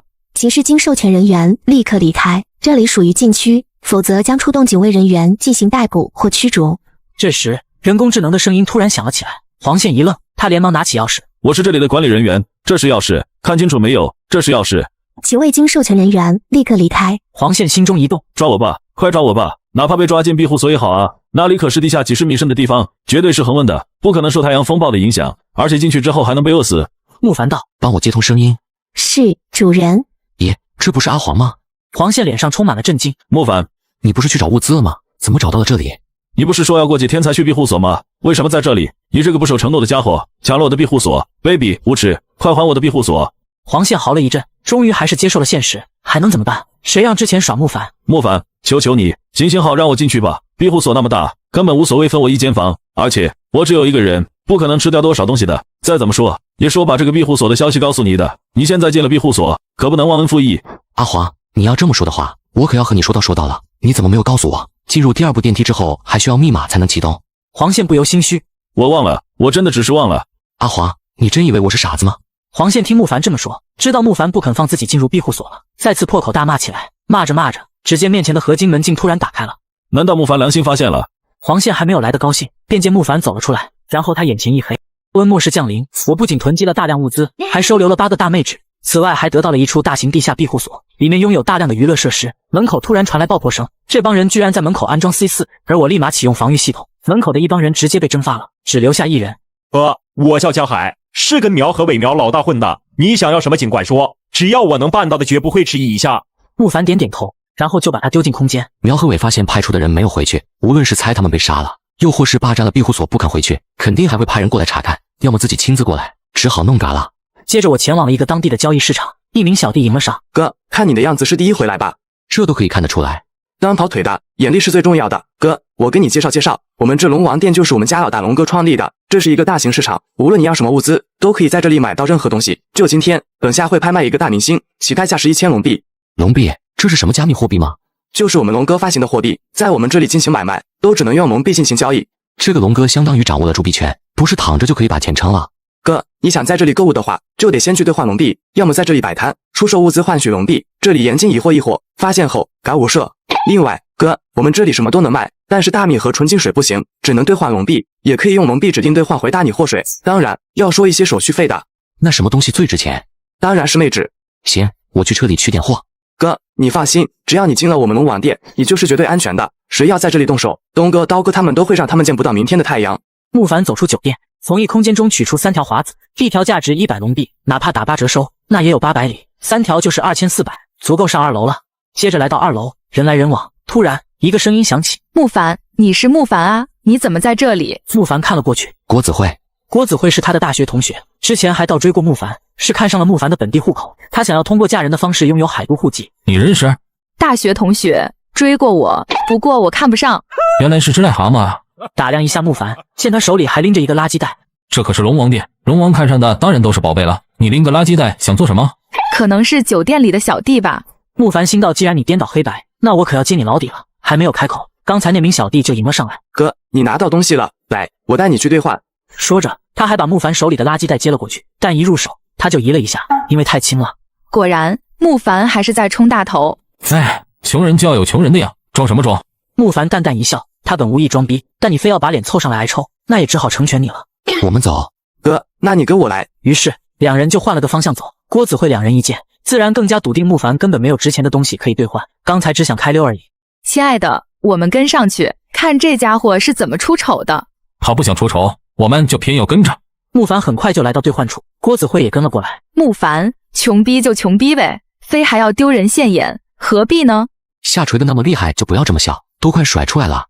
郭子慧顿时戛然而止，脸一下子涨得通红，甚至发紫。舒行当然大怒，你现在尽管嘴上不干净，等出去之后，老子弄嘎你。拒绝过他便和现任对我嘲讽，还说我拿了个垃圾袋来交易，殊不知里面装的是3条华子，两人直接惊掉下巴。在末世，这可是极其珍贵的物品，你这家伙不会是抢来的吧？我不予理会，将华子兑换成了24张龙币。哥，您收好，您跟我来，我带你去2楼转转。郭子慧和舒行都没缓过劲来。亲爱的，我也想去2楼。去个屁！上2楼至少要1000龙币的资产，我这兜里100都不知道有没有。在2楼逛了好一会儿，觉得没意思，便打算回去了。哥，要不要去10楼潇洒一把？虽然 KTV 暂时不能用，因为太耗电了，不过找个全套按摩还是挺享受的。慕凡只是笑笑，连拿出来拍卖的大明星他都看不上。那要不去1楼的游戏厅看看？慕凡依然没有兴趣，接着便出了酒店。只见舒行一帮人走了过来，把龙币，然后跪下来向我求饶，我可以考虑不杀你。快跪下来，爬过来舔我的血。我女人说的话，你听到了没有？舒行用手枪瞄准慕凡的大，我瞬移过去，直接将两人重创。小弟都默不瑟瑟发抖的连退几步。这2个人就归你们了，随便你们怎么处理。那几个小弟面面相觑，突然就变得凶狠起来，将两人拖进黑暗。明天再去龙王殿摸摸他们的底，他们到底有几个进化者，实力又如何？然后叫上赵国富，把这帮人全部解决了。这样的话，我直接接手龙王殿不就好了吗？慕凡取出卫星电话就打给了赵国富。有什么事要我干嘛？慕凡就把自己的想法说了一下，而听到居然有人还开了一个交易市场，直接自己印钱。卧槽，这比抢银行还赚！抢银行要完犊子的，现在印钱可不会，不过得有强大的实力支持才行，不然就是给他人做嫁衣。我们什么时候动手？我明天再去看看，确定一下这伙人的实力再说。行，我等你消息。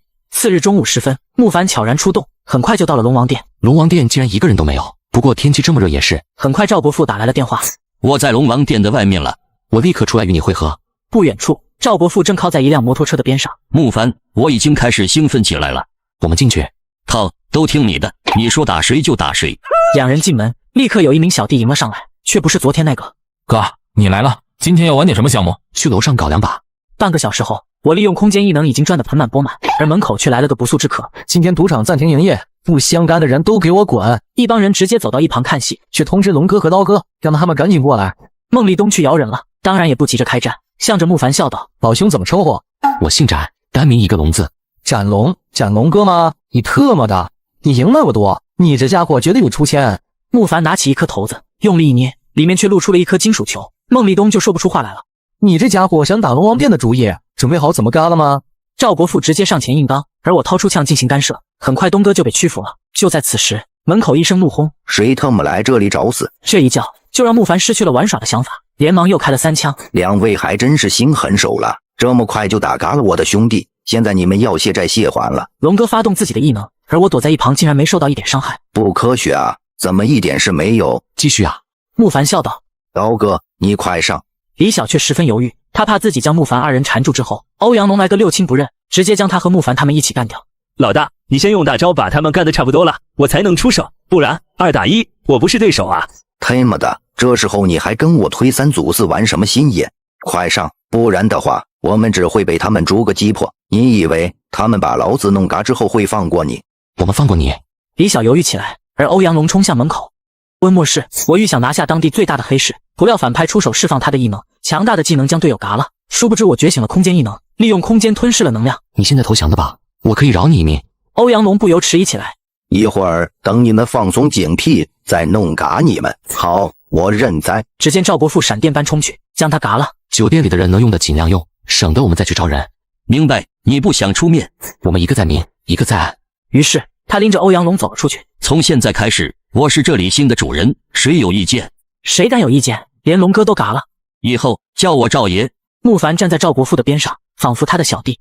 好，既然大家都服我，那你们只要好好替我办事，没什么二心，那一切都和以前没什么两样，都去忙自己的。赵国富挥挥手，示意众人散去。两人开始商议，这个市场一切沿用以前的模式，包括龙币还是手填金额外加盖章，而且盖的还是欧阳龙的章，货币而已嘛。接着两人查看了一下酒店库存，龙币就已经超发的厉害，至少是库存物资的300%。无妨，我明天运一批物资过来，把这个窟窿填上。赵国富则是长长的松了口气，他们打下龙王殿是为躺赚的，而不是多一个负担。在消耗方面你得抓一下，不能这么铺张。我明白。然后酒店方面不再强迫女人，另外酒店方面大力收汽油、柴油、医生油可以换医生水，现在什么都不缺，唯一收集的不够海量的便是能源了。按庇护所的消耗程度，也就只能用10年，怎么也要准备100年的量吧。接着把酒店中的女人全部聚集起来。这里的女明星走了过来，顿时让赵国富双眼一亮。你是赵妹？我是赵妹。赵国富立刻看向慕凡，脸上带着询问之色。君子不夺人之好，再说我对他没兴趣。赵妹则是好奇地看了下慕凡，难道赵国富不是头，而是慕凡？慕凡自然不会满足赵妹的好奇心，就扬长而去了。次日便开着一个卡车过来补货，众多物资引来了大量的人围观。慕凡，是你啊？孔世豪，他的前同事，末世后成为了进化者，控制着一个小区。你怎么跑这里来了？我现在在这里工作。孔世豪却只以为慕凡是这里的小弟，这很正常。听说刚才这里还运来了一批物资。是的，还有一箱雪茄，真想买几根尝尝。老公，你说要带我来购物的？孔世豪看着慕凡笑了笑。你嫂子原配呀，叫文珊珊。慕凡打量一下，这个文珊珊27、28岁的模样，长相差不多65分吧。慕凡，你比我们熟，带我们转转，放心，少不了你的小费。文珊珊则是欲言又止，给小费干嘛？他不敢说出来，也只能瞪了慕凡一眼。行啊，我带你们转转。1个小时后，结果让他们大为震撼。文珊珊还真买了一些东西，但加起来也就花了10个龙币。离开的时候，孔世豪还给了慕凡2龙币当小费，被文珊珊狂翻白眼。离开的时候还在说：“你给他2龙币干嘛？1龙币就够了。”没事，毕竟同事一场。你啊，现在就爱冲大头，白白浪费了2龙币，我都才花10龙币。没事，明天我们再卖一些物资，弄个100龙币，让你买个痛快。真的，老公，你真好。慕凡伸了个懒腰，他又去能源区看了一下，现在一共收了600升汽油和柴油，还是相当可以。他把这些能源装车，然后开车离去。开跑车来到酒店，身旁还有个大美女，迎来了众多人围观，其中有人上前喊：“柳如烟，你什么时候成了慕凡的女人？不可能，慕凡有哪方面可以和自己比？”可把孔世豪嫉妒死了，这可是曾经的上司，公司的女神啊！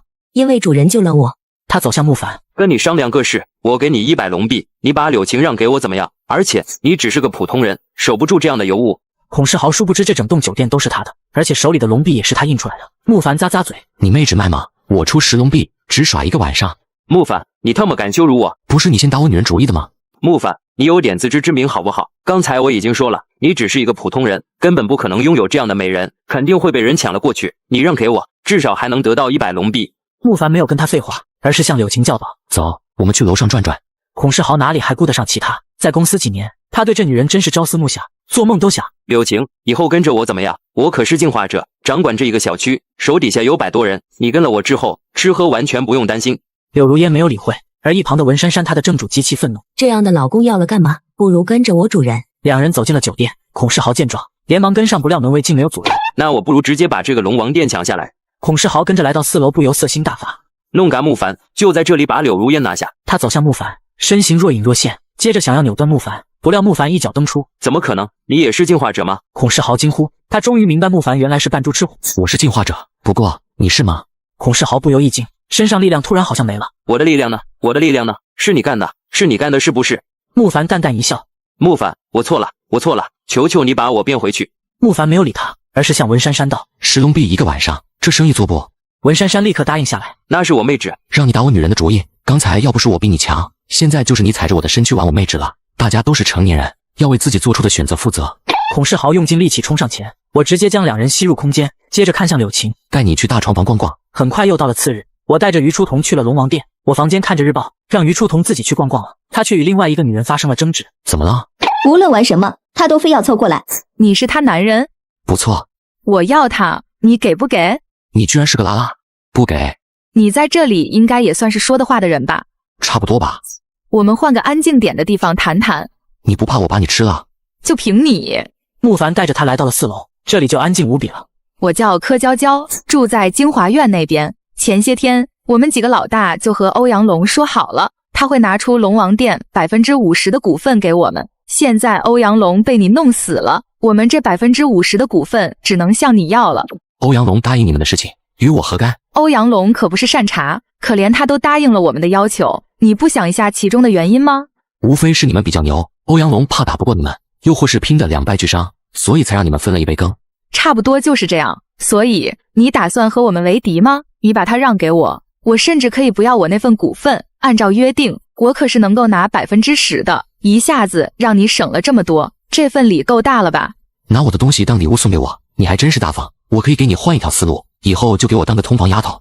于初桐固然俏脸通红，瞪了他一眼，柯娇娇更是气得胸膛都要爆炸了，她燃烧起来，一道道火焰飞了过来。我将空间之门张开，一大片水就喷涌而出，飞冲过去。这一下直接把柯娇娇干懵了。你们这些老大一共有几个人？又各有什么能力？手底下有多少人？别以为你是女人我就不会杀你。我告诉你了，你会放过我吗？不会。那我为什么要说大不了同归于尽？你怎么跟我同归于尽？我将她身上异能转移了，而柯娇娇刚想说话，她的能力没了。你对我做了什么？没什么，你的能力是火焰，而我的能力恰好是让所有进化者的能力无效化，所以我的能力一发动，你就是一个普通人。柯娇娇慌的一批，我绝不会说的。让我想想，你既然喜欢女人，那肯定就讨厌男人喽。恰好我就是个男人，而且是一个强壮无比的男人，你有福了。竟然是拉拉，还想拿下我身边的妹子，没想到我是异能者，一招就制服了她。我给你一个选择，就是以后在这里当个3把手，我同样给你10%的份额。我接受，要是不接受，他指定得弄嘎了。接着我把赵国富叫了过来，把柯娇娇一伙人的事情说了出来。怎么办？他们全是异能者，我们只有2个。无妨，我研究出了一种药剂，可以让人在24小时内拥有进化者的实力。这也是为什么我要你培养听话、忠心的手下。虽然现在急了点，但姑且先用着吧。你去找10个人来，我把他们暂时变成进化者，你带着他们去一趟，把剩下4个进化者都解决了。赵国富则是震惊无比，他连忙去选人了。20多分钟后，赵国富带着10个人过来，我将他们改造成了进化者，便让他们前往收拾苗和伟那帮人。很快到了晚上，木帆全部解决了，辛苦了。以后他是这里的老三，分他1成收益。另外有什么事也可以让他去办，千万别省着。没问题。随后我便带着于初桐回去了。他不住在这里。当然，木帆的神奇和强大你根本没有数。强大我知道，神奇也是很神奇，但是他也是王八蛋，居然带着美女跑了。次日我带着程牙去了龙王殿，而门外一帮人吵吵闹闹的进来赌场，其中还有2人被绑着。还不到20分钟，他就输光了所有的龙币。他妈的，真是倒霉！他把被俘的男人推了出来。有没有富婆想要买这个男人的？看看这长相，十足十的美男子，现在便宜卖了，谁出100龙币就可以带走。木凡眉头一皱，赌场中的小弟便纷纷走了过去。这位大哥，我们龙王殿严禁买卖人口。他的手下便猛地掏出了枪，对着那名小弟。什么破规矩，现在还不让卖人了？老子不信这个邪，偏要卖。龙王殿又如何？老子是降龙罗汉，是龙也得在老子面前趴着。木凡便走了过去。你是这里的负责人？木凡点头。行，那我就问你，我能不能在这里卖人？龙王殿内禁止人口买卖，而对于破坏规矩的人，从来都只有一种下场。壮汉一拳飞了过来，我给轻松的接住。壮汉一惊，老弟，不打不相识，我叫蒋立朝，给你个面子，既然这里不让卖人，我就出去卖好了。说着，他就要带人走。坏了规矩，就这么拍拍屁股走人？你特么怎么和蒋哥说话的？快特么道歉！蒋立朝笑道。那你想要如何？留下1只手。老子已经很给你面子，你非要咄咄逼人。要么留下1只手，要么死。老子今天就要好端端的从这道门中走出去，看谁能够阻止。说罢，他就开始倒退而行。给老子打！呛声大作，一场乱战就此爆发，而我冲上前一拳就干掉了。随后的人也被抓起来审问，其中2个被绑的我单独审问。这位大哥，你能放了我们吗？我们有钱，可以给你许多钱。末世都30多天了，你难道还没有醒吗？2位怎么称呼？我叫谭亚生，他是我内人陈兰。我以前是海都大学的古文学教授。末世降临后，我们一直躲在家里没有出去，还好食物和水都足够，可坚持了1个月，还是把物资耗尽了，也没有等来救援。为了活下去，我出门去寻找食物和水，结果物资没找到，反倒把歹人引回了家。他们怎么可以这样？完全不尊重人权。你有没有想过以后要怎么活下去？谭亚生不由泛起愁来。他第一次出门寻找食物，就把歹人给引到了家。我倒是有一个办法。什么办法？以后你们就在这里工作，我提供给你们1日3餐。随后便将2人安顿在这里，便回了庇护所。而此时门外又有人来捣乱了。既然你送上门来，那就顺手把你解决吧。末世本以为庇护所能提供片刻安宁，却没想到一帮人竟然在我的庇护所门前撒野。不仅是因为觊觎我的资源，还看中了我身旁的8个大妹子。于是我带着其中的2个大妹子前往电梯。老大，电梯动了，都先别动手，这可是我们以后要住的地方。眼见门迟迟没有打开，苗和伟叫道：木凡是吧？我知道你在里面，你要是识相的话就赶紧出来，我的武器足以能把这里夷为平地。你要是出来，我考虑给你小职位当当。木哥，这些人来者不善，我们怎么办？不用担心，一群跳梁小丑而已，你们在这里等着，电梯一开，我会亲自迎接他们。外面的苗和伟越发嚣张。木环，我给你3秒钟，再不出来，别怪我不客气了。电梯门缓缓打开，木凡迈步走了出去。木环，你终于出来了，这才乖吗？现在给你个机会，跪下磕3个头，喊我一声爹，我就放你一条生路，让你当个小头目怎么样？你确定你能活着离开这里？木环，别给脸不要脸，我可是有足够的火力把你打成筛子。老大，跟这种人废什么话，直接干掉他，妹子我们自己选。没错，这种窝囊废有什么资格占着这么好的地方？嘎了他，这庇护所就是我们的了。听到了吧？你根本就没得选，你是想现在跪下磕头，还是等会儿被我们打成筛子再后悔？我再给你一次机会，带着你的人滚出我的地盘，否则……苗和伟准备下令开火的一瞬间，空间异能将他们武器吸入其中。你刚才说什么？要打成筛子？看来你们的火力不太够啊！你竟然是异能者，你不早说，你放了我们吧，我们给你做牛做马。我没有废话，便让他们领了盒饭。随后我将昨天在龙王殿中救下的女人带回了庇护所，并带她逛完了整个庇护所。她原本已经心灰意冷，对未来感到绝望，现在却突然又升起了对于生命的渴望。想住在这吗？住在这里条件是什么？目前包括你我在内，这里一共有10个人，除了我之外，其他人都是我的妹纸。想要住在这，那就当我的妹纸。陈兰还在犹豫，慕凡从异空间中取出一些水果就吃了起来。你竟然拥有这么多水果，而且是凭空变出来的。在末世之前，我意外获得了一个空间仓库，恰好又囤了一些物资。你能不能让我考虑几天？陈兰咬着牙，显得犹豫不决。过了这个村，就再也找不到了哦。别等我走，我答应你。先吃饱了，等下才有力气。慕凡从异空中取出一些食物，全是热气腾腾的。直到次日下午，带着张玲玲去了龙王殿，只见谭亚生走了过来。什么事？我夫人呢？你不知道她去哪里了？今天早上我想联系她，可对讲机那边一直没有人回答。我有点私事要和我夫人说。那你自己上去找她吧。谭亚生不疑有他，便点了点头。当谭亚生来到10几楼的时候，便见一个妹子迎了上来。谭亚生本想拒绝的，却没能硬得下心，因为自从来了这里，他整天都想着找老婆，先放一边吧。一名手下快步走来，老大，有个自称叫荆轲的人想见你，他说他是进化者，想在我们这里谋个差事。现在龙王殿已经有3名进化者了，再来一个，数量上都超过了龙爷时代了。让他过来。慕凡打量了一下，你想加入龙王殿？有这个想法，不过我得确认一下，这个龙王殿容不容得下我。哦，那你想怎么确认？很简单，你们的进化者能压得住我，我就当小弟；压不住的话，那不好意思，我可要当老大。慕凡拿起对讲机，赵国父，过来一趟。荆轲，你想投奔龙王殿？是，不过要先过招，看看你们这儿有没有让我服气的。好啊，我也正想看看你的实力。走，外面空地见。荆轲身上泛起银色光芒，你先来。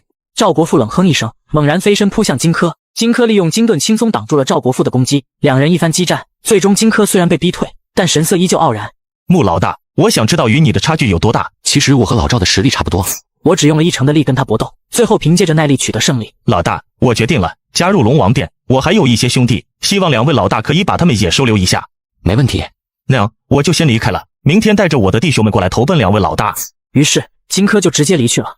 慕凡，这人如果忠心的话，倒是个可用之人，他的能力非常适合攻坚，顶在前面当肉盾。慕凡只是笑了笑。接着到了晚上，张玲玲也逛好了，准备回庇护所，不料路上遭到了埋伏，几颗硕大的石头爆破了。最终我稳定下来，一伙人从暗处走来。不愧是龙王殿的老大，这反应真快。不过穆老大如果只有这点本事的话，恐怕今天就得交代在这里了。慕凡脸色平静，穆老大居然还有这么漂亮的女人。穆老大放心，我们肯定不舍得伤害这么漂亮的妹子，一定会替你好好照顾的。我还有7个，你要不要都照顾照顾？慕凡，你不觉得自己是个蠢货吗？你明明打下了龙王殿，却居然不住在那里。不过这样也好，不然你要一直在龙王殿的话，我还真很难找到机会杀你。哪怕可以，估计我们也要付出极大的代价。现在嘛，6打1，你只能死得很憋屈了。所以你之前故意说要投奔，目的是为了刺探我的实力？投奔，在我眼里，你们不过是一群没实力的废物，凭什么让我当小弟？都上去给我弄嘎他！高温末世，我不仅收留了8个妹纸，还拿下了龙王殿。而一个名为荆轲的人来投靠我，却在我回庇护所的时候将我拦截。不愧是龙王殿的老大，这反应真快。不过穆老大，如果你只有这点本事的话，今天就别想活着回去了。所以你说投奔，其实是来刺探我的实力？投奔，在我眼里，你们就是一群废物，凭什么让我当小弟？都上去，弄死他！5名进化者猛然冲向慕凡，速度惊人。你确定了解我的实力了吗？3名进化者迅速逼近，速度还不错。说完，他的身影突然消失在原地。想跑？你以为这样就能躲开？突然，张玲玲的身影也消失了。小心，她用了异能。2名进化者突然被吸入空间之门，消失无踪。突然，数百发子弹从慕凡身后飞出，将他们重创。不可能，你的实力我昨天看过，不是这样的。你低估了我。慕凡缓步走近，冷笑着看着倒在地上的荆轲。等等，你不能杀我，我有重要的消息可以告诉你。哦，你有什么值得我放过你的？我是炎龙会的成员，你知道炎龙会吗？他们掌控着整个城南的大部分资源和人力，我们只是外围成员而已。慕凡眉头微皱，他之前从未听说过炎龙会的存在，但荆轲的语气中并没有虚假。炎龙会，我从来没听过。他们是一个庞大的组织，首领是龙炎，实力深不可测。你如果杀了我，炎龙会很快就会知道，他们不会放过你的。这世道上不放过我的人多了去了，也不差你们一个。你不懂，龙岩从来不会容忍任何挑战他权威的人。他麾下有3大护法，个个都是顶尖的进化者，而你现在的实力根本不足以对抗炎龙会。如果你敢动我，他们一定会发动全面攻击，摧毁你的一切。你说的倒是挺有意思，但你一个小喽啰，怎么知道这些内幕消息？我虽然只是外围成员，但负责炎龙会的对外联系。龙岩很信任我，甚至有时候他会派我去和其他幸存者聚集地谈判或收集情报。你放过我，我可以帮你获取更多有用的信息。你觉得我会相信你一个求饶的俘虏？我知道的比你想象的更多，比如炎龙会最近在准备一批生化人，计划对你们的龙王殿发动突袭，这是他们为了重新掌控北城区的关键一步。你不知道的，这场战斗已经不仅仅是抢夺地盘，他们想要彻底摧毁你，震慑其他帮派和势力。如果我放了你，你如何证明你说的是真的？荆轲连忙从口袋里摸出一个小型通讯器，这是炎龙会内部用的加密通讯器，我能联络上他们，你可以让我打电话给他们，以我的身份试探一下他们的计划。慕凡接过通讯器，仔细端详了一会儿，然后点点头。你最好别耍什么花招，否则我保证你会得很难看。我不会耍花招的，我只求你能保住我的命。夜晚，慕凡将荆轲带回了庇护所内，慕凡便回房间睡觉了。荆轲靠在墙边，脸上挂着冷笑。慕凡，你以为这些破玩意儿就能困住我？你是没见识过我的本事。他盯着眼前的铁门，一股奇异的震动波动从他的指尖扩散出去，铁链开始发出细微的颤动声，随后啪的一声断裂开来。这种水平的禁锢，也就骗小孩子。他利用异能屏蔽了一切金属警报器，来到了电梯旁，一个人却出现在了眼前。你以为就这么能跑出去？这里可不比你想象的那么简单。我说是谁呢？原来是慕凡的女人。怎么，你打算自己拦我？你真以为自己能全身而退？慕凡如果过来，肯定会要你的命。所以我不打算等他过来。我看得出来，你对慕凡也没那么信任吧？你留在这儿，不会觉得憋屈吗？说着便不由得走了过来。你到底想干什么？荆轲没等他做什么，将他直接带走，到一个偏僻的废弃仓库外。好了，到了这里，慕凡那家伙暂时追不到我们。你到底想干什么？我们不能一直躲着。蹲着，我为什么要躲？你真的以为我是为了逃命？别天真了，我可是炎龙会的人，我要做的是把慕凡的老巢连根拔起。什么？你在骗我？别这么惊讶，我从一开始就没打算真的投靠慕凡。现在他的庇护所已经在我们的掌控中，今晚龙岩老大会带人直接杀过去，连根拔起。至于你最好老实一点。陈岚愤怒的挣扎，想要反抗，但荆轲牢牢抓住了他的手腕。你卑鄙，我居然被你骗了。别这样，你也有你的价值，你得帮我跟慕凡传递一些消息，让他以为你们还有一线希望。做梦，我不会帮你的。你没得选，如果你不想慕凡连同那些人一起死，就听我的，我会让你活下去。陈岚眼神中闪过痛苦和挣扎，但最后他选择了沉默。高温末世，男人不仅夺走了我的妹子，还带来了3个异能者，企图将我庇护所占为己有。只见异能者用毒液侵蚀了电梯门。荆轲嘴里叫嚣道：慕凡，我劝你识时务，投靠炎龙会才是你的出路。只要交出龙王殿，你和你的妹子们都不会有事，甚至还能继续留在这里。我从空间中走了出来。荆轲，你们就用这些小伎俩来威胁我？看来炎龙会也不过如此。慕凡，我知道你自视甚高，但这次你没得选了。你看看，现在连陈岚都站在我这边了，他已经明白谁才是强者，何必再顽抗呢？陈岚，你以为背叛了我就能在炎龙会立足？你不过是被他们利用的棋子。棋子？炎龙会强大到你想象不到的地步，别说我，就连你也不过是他们的一块踏脚石罢了。慕凡，别嘴硬了，交出龙王殿，我们炎龙会保你一条命，否则你知道生化人能把你腐蚀成什么样？生化机器毒液瞬间激射，而毒液在半空中被空间力量吸收。你以为凭借这些手段就能翻盘？别自以为是，你不过是苟延残喘，等着被我们慢慢蚕食罢了。生化机器给我加大力度。慕凡冷冷一笑，手一扬，空间飞去熔浆球，随手抛向3个生化机器，熔浆瞬间爆发。你竟敢直嘎了他们？他们不过是些废铁罢了，真不明白你们怎么敢用这种玩意儿来威胁我。荆轲气得脸色铁青，额头青筋暴起，握紧拳头。但就在他还未发作的时候，陈岚突然走了上前，脸上挂着一丝虚伪的笑意。慕凡，我也是被逼的，炎龙会太强了，我根本没办法反抗，你知道的，我从来都是跟着强者走的。现在我知道你才是最强的，所以我愿意回到你身边。陈岚的语气中满是谄媚与讨好，眼神里带着些许挑逗。你还真是识时务，谁强就跟谁，背叛我的时候倒是够痛快，现在又想装可怜回到我身边。慕凡，强者为王吗？我一直都知道你最强，只要你愿意，我现在就可以给你。哈哈哈，我可不缺你这一个。突然一股强大的力量将他包裹，随后将目光转向荆轲。现在轮到你了，荆轲，你以为你能在我面前嚣张？真是个天大的笑话。荆轲眼神惊恐，连连后退。慕凡直接将他提了起来。慕凡，我可是炎龙会的人，如果你敢杀我，炎龙会不会放过你的？炎龙会不放过我，他们敢来，我照杀不误。至于你已经没资格在这里威胁我了。荆轲冷汗直流，从口袋里掏出对讲机。对，我是荆轲，快来救我！慕凡要嘎我，快派人过来！我可是炎龙会的核心成员，你们不能不管我。荆轲，你还活着？我还以为你已经被干掉了呢。那几台生化机器就是个初级的实验品，你搞砸了这次任务，自己保不住命，还指望我们来救你？别逗了！荆轲愣住了，他没想到颜龙会竟然会对他的生死毫不在乎。荆轲，你别搞错了，颜龙会不缺你这种废物。任务失败了，你的命就不值钱了，我们可没空救你。真要救你，也是浪费我们的时间。再说了，你觉得我们在乎你死活？荆轲气急败坏，晕了过去。看来你对颜龙会的忠诚可真是没什么价值啊，荆轲。这时，对讲机里传出一个更为低沉的声音：“莫凡是吧？荆轲这个废物已经不值一提了。不过我们倒是对你产生了点兴趣，你的手段不错，不过单凭你一己之力，无法与我们抗衡。我们已经将北城区的大部分势力都覆盖了。你们颜龙会又能奈我何？不就是一群废物堆里挑个强点的渣子吗？我们颜龙会想要什么？从来没有得不到的东西。不过既然你有本事活下来，我们也不介意做个交易。交易？我不稀罕和你们交易什么破玩意儿。不急着拒绝，莫凡，你应该很清楚，你提供我们需要的东西，我们可以给你相应的好处，甚至免去你与颜龙会的直接冲突。免去冲突，真是好大的恩赐。你们缺的是食物，而我什么都不缺，也许缺一些能源。对方沉默了一会儿。3天，我们会带上能源，但你最好不要耍任何花招。莫凡，只要你们带够东西，花招我不屑于耍。3天后见吧。回到庇护所，柳如燕准备了丰富的晚餐，米小璐则慢慢的靠近我。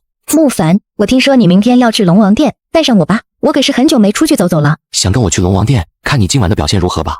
第二天来到龙王殿，赵伯父早早就在门口等候。穆老大，昨天有个女人突然跑到龙王殿门口，说是您的亲戚，她带着一群手下，非说要见您，还闹了好一阵，说要认亲，但我们从来没听您提过这人，不敢贸然行动。带我去见见她，我倒想看看谁敢冒充我亲戚。高温末世，女人假扮成我的小姨子，不仅在我的地盘私自贩卖物资，还挑拨成员关系，甚至让一群手下霸占了食堂。你们倒是挺能耐，敢在我眼皮底下耍这种把戏。妹纸看到我，立刻笑着走过来。慕凡，你终于来了，这都是小事，今天就当我请大家吃饭，给你个面子。面子？你倒是给我上了一课。大家可都知道我是你的小姨子，你这么不给面子，不太好吧？就是啊，慕凡老大，您可不能为难自己亲戚，亲戚之间小打小闹，没必要这么认真吧？他故作轻盈地走到我身边，微微轻声：“慕凡，我们可是一家人，何必弄得这么僵？你知道的，在这末世，像我这样的人可不多了。”赵伯父突然冲了过来，神情紧张：“穆老大，外面来了个妹纸，自称是你未来的妻子。她说你曾在末世前答应过她一场婚礼，结果现在来兑现承诺了。这又是哪来的疯妹纸？不仅如此，她还带了一群亲友团，整个龙王殿门口已经被他们围得水泄不通，很多幸存者都被她说动了，甚至有人开始质疑你。这妹纸声称末世前你俩有婚约，甚至还拿出一张末世婚书。我靠，要不要这么离谱？”我来到龙王殿大门口时，妹纸连忙走了过来。慕凡，你终于来了，大家都在等着呢。你是谁？慕凡，才这么久没见，你就忘了我了？我们可是有婚约在身的。接着他拿出婚书，开始大声朗读。慕凡亲笔承诺，在末世到来之日，将与我玲玲正式结为夫妻，共同掌控龙王殿和未来的所有资源。就在他话音刚落的瞬间，又走过来一个妹纸，正是林普。慕凡，我的小妹来了，居然也没通知我一声，真是太不懂事了。玲玲立刻笑了起来。普姐，我这不是想着给慕凡一个惊喜吗？毕竟我们马上就要举行婚礼了，你不怪我吧？怎么会呢？你可是我未来的弟媳妇啊！我怎么不知道自己有这个小姨子和未婚妻？周围的幸存者们早已开始窃窃私语，显然他们已经被这对姐妹的表演搞得云里雾里。你们说的对啊，我真是有福气，两个这么能干的妹纸做我的亲戚，我怎么能不疼你们呢？玲玲更是开心，上前拽住我。慕凡，我就知道你不会让我们失望，毕竟咱们才是一家人嘛。这么能干的亲戚，我当然要好好照顾你。你说的对，咱们是一家人，那你可得好好表现表现了。玲玲眼中闪过一丝慌乱。你可真坏，怎么突然这么温柔了？是不是打算今天就让我和姐姐好好表现呢？别急，等你们在地下室好好表现之后，我再好好疼你们。玲玲和林仆的笑容瞬间消失。慕凡，既然你不给我们留面子，那就别怪我们不客气了，动手。两名一直站在他们身后的手下，手臂上伸出锋利如刃的爪子，一前一后冲向我。我利用空间异能直接将两人吸入空间。玲玲终于彻底慌了。慕凡，我们只是开玩笑，别当真，我们只是想活下去而已。对啊，我们姐妹俩也是被逼的，你可是大人有大量，不会计较这些小事吧？赵国父，带他们下去，好好审问，问清楚他们的身份和背后主使。要是不说，就让他们尝尝龙王殿的规矩。赵国父立刻上前，毫不留情将他们两个带走。回到高层，米小璐走了过来，手里拿着几件小物品，随意的摆在桌上，显得有些疲倦。今天市场上乱七八糟的东西真不少，其中有一块石头额外的亮眼。这是从哪弄来的？这块石头是从市场上一个小帅哥那儿买来的，觉得好看就买下了。我拿了起来，莫名的能量竟然涌动起来，接着准备带米小璐回庇护所，不料窗外突然飘起了鹅毛大雪，气温急剧下降。我透过窗户注意到远处驶来3辆运输车，这也还没到约定的时间，怎么就提前过来交易了？随即来到会议室，提前到了，希望你不介意。我们这次带了满满3车能源，按照原定条件，1车能源换你们10吨物资，公平交易，上扬。你们觉得这是在耍谁？1车能源的价值，撑死能换5吨物资。现在可是大雪天，能源比黄金还珍贵。你们龙王殿食物再多，没有能源怎么撑过这个冬天？我们这价格已经很仁慈了，换别人恐怕只会更苛刻。5吨物资换1车能源，我答应了。不凡老大果然痛快，5吨物资换1车能源，这交易划算。这个家伙恐怕还不知道他得到的物资根本对我来说不值一提。此时为首的臣子眼神中露出一抹贪婪的神色。既然咱们交易这么顺利，我倒是有个更有意思的建议。我们炎龙会再加2车能源，买下他的陪伴如何？他留在我们那里，待遇绝对不会差。你们想拿2车能源买米小璐？莫是嘛，妹纸也只是资源之一。既然你有物资，我没有能源，加上1位美人，这交易不是皆大欢喜？极寒降临，男人不仅高价卖我能源，还打起了我身边妹子的主意。莫是嘛，女人也只是资源之一。而我反手一句，那10吨食物买下你的人头，怎么样？男人脸色瞬间一变，你敢威胁我？你还是在开玩笑？我从不拿废铁开玩笑。你以为你的能源值什么？还是说你那条命能值过10吨食物？你真以为你能一直这么狂？别仗着自己有点手段就看不起我们炎龙会。仗势欺人，只有弱者才会这么认为。你来谈交易，却把脑子丢在家里。你真觉得你龙王殿就无敌了吗？今天你敢这么羞辱我，等我回去绝不会放过你们。如果你还有命回去的话。乔可的愤怒至极，并且燃烧起来，聚集一颗火球砸向我。我利用空间吸收，这点小把戏也敢拿出来献丑？乔可脸色惨白，显然没料到我能如此轻松化解他的攻击。你最好别动我，炎龙会的老大是我舅，你要是把我嘎了，后果你承担不起。抬手一挥，空间波动瞬间涌动，乔可的身影仿佛被卷入虚空一般。靠关系能活几天，也不看看自己几斤几两。转头看向乔可的手下，能源留下，车给我开空回去，把今天的情况带回去回报炎龙会，告诉他们不把我龙王殿放在眼里，送来多少人我嘎多少。龙王殿侧门，炎龙会手下狼狈的开车离去，我随后安排赵伯父卸货。穆老大，我现在就带人去卸货，真的不需要我一同前往吗？你看好龙王殿。我转身走向一处空地，从虚空中取出一台车。最近发财了，居然提新车了。哪有，这是我在瓜子二手车上买的宝马3系，没想到只花了6万多，比新车便宜了29万多，但开起来跟新的一样。现在新车掉价快，买瓜子特划算。这么便宜，靠谱吗？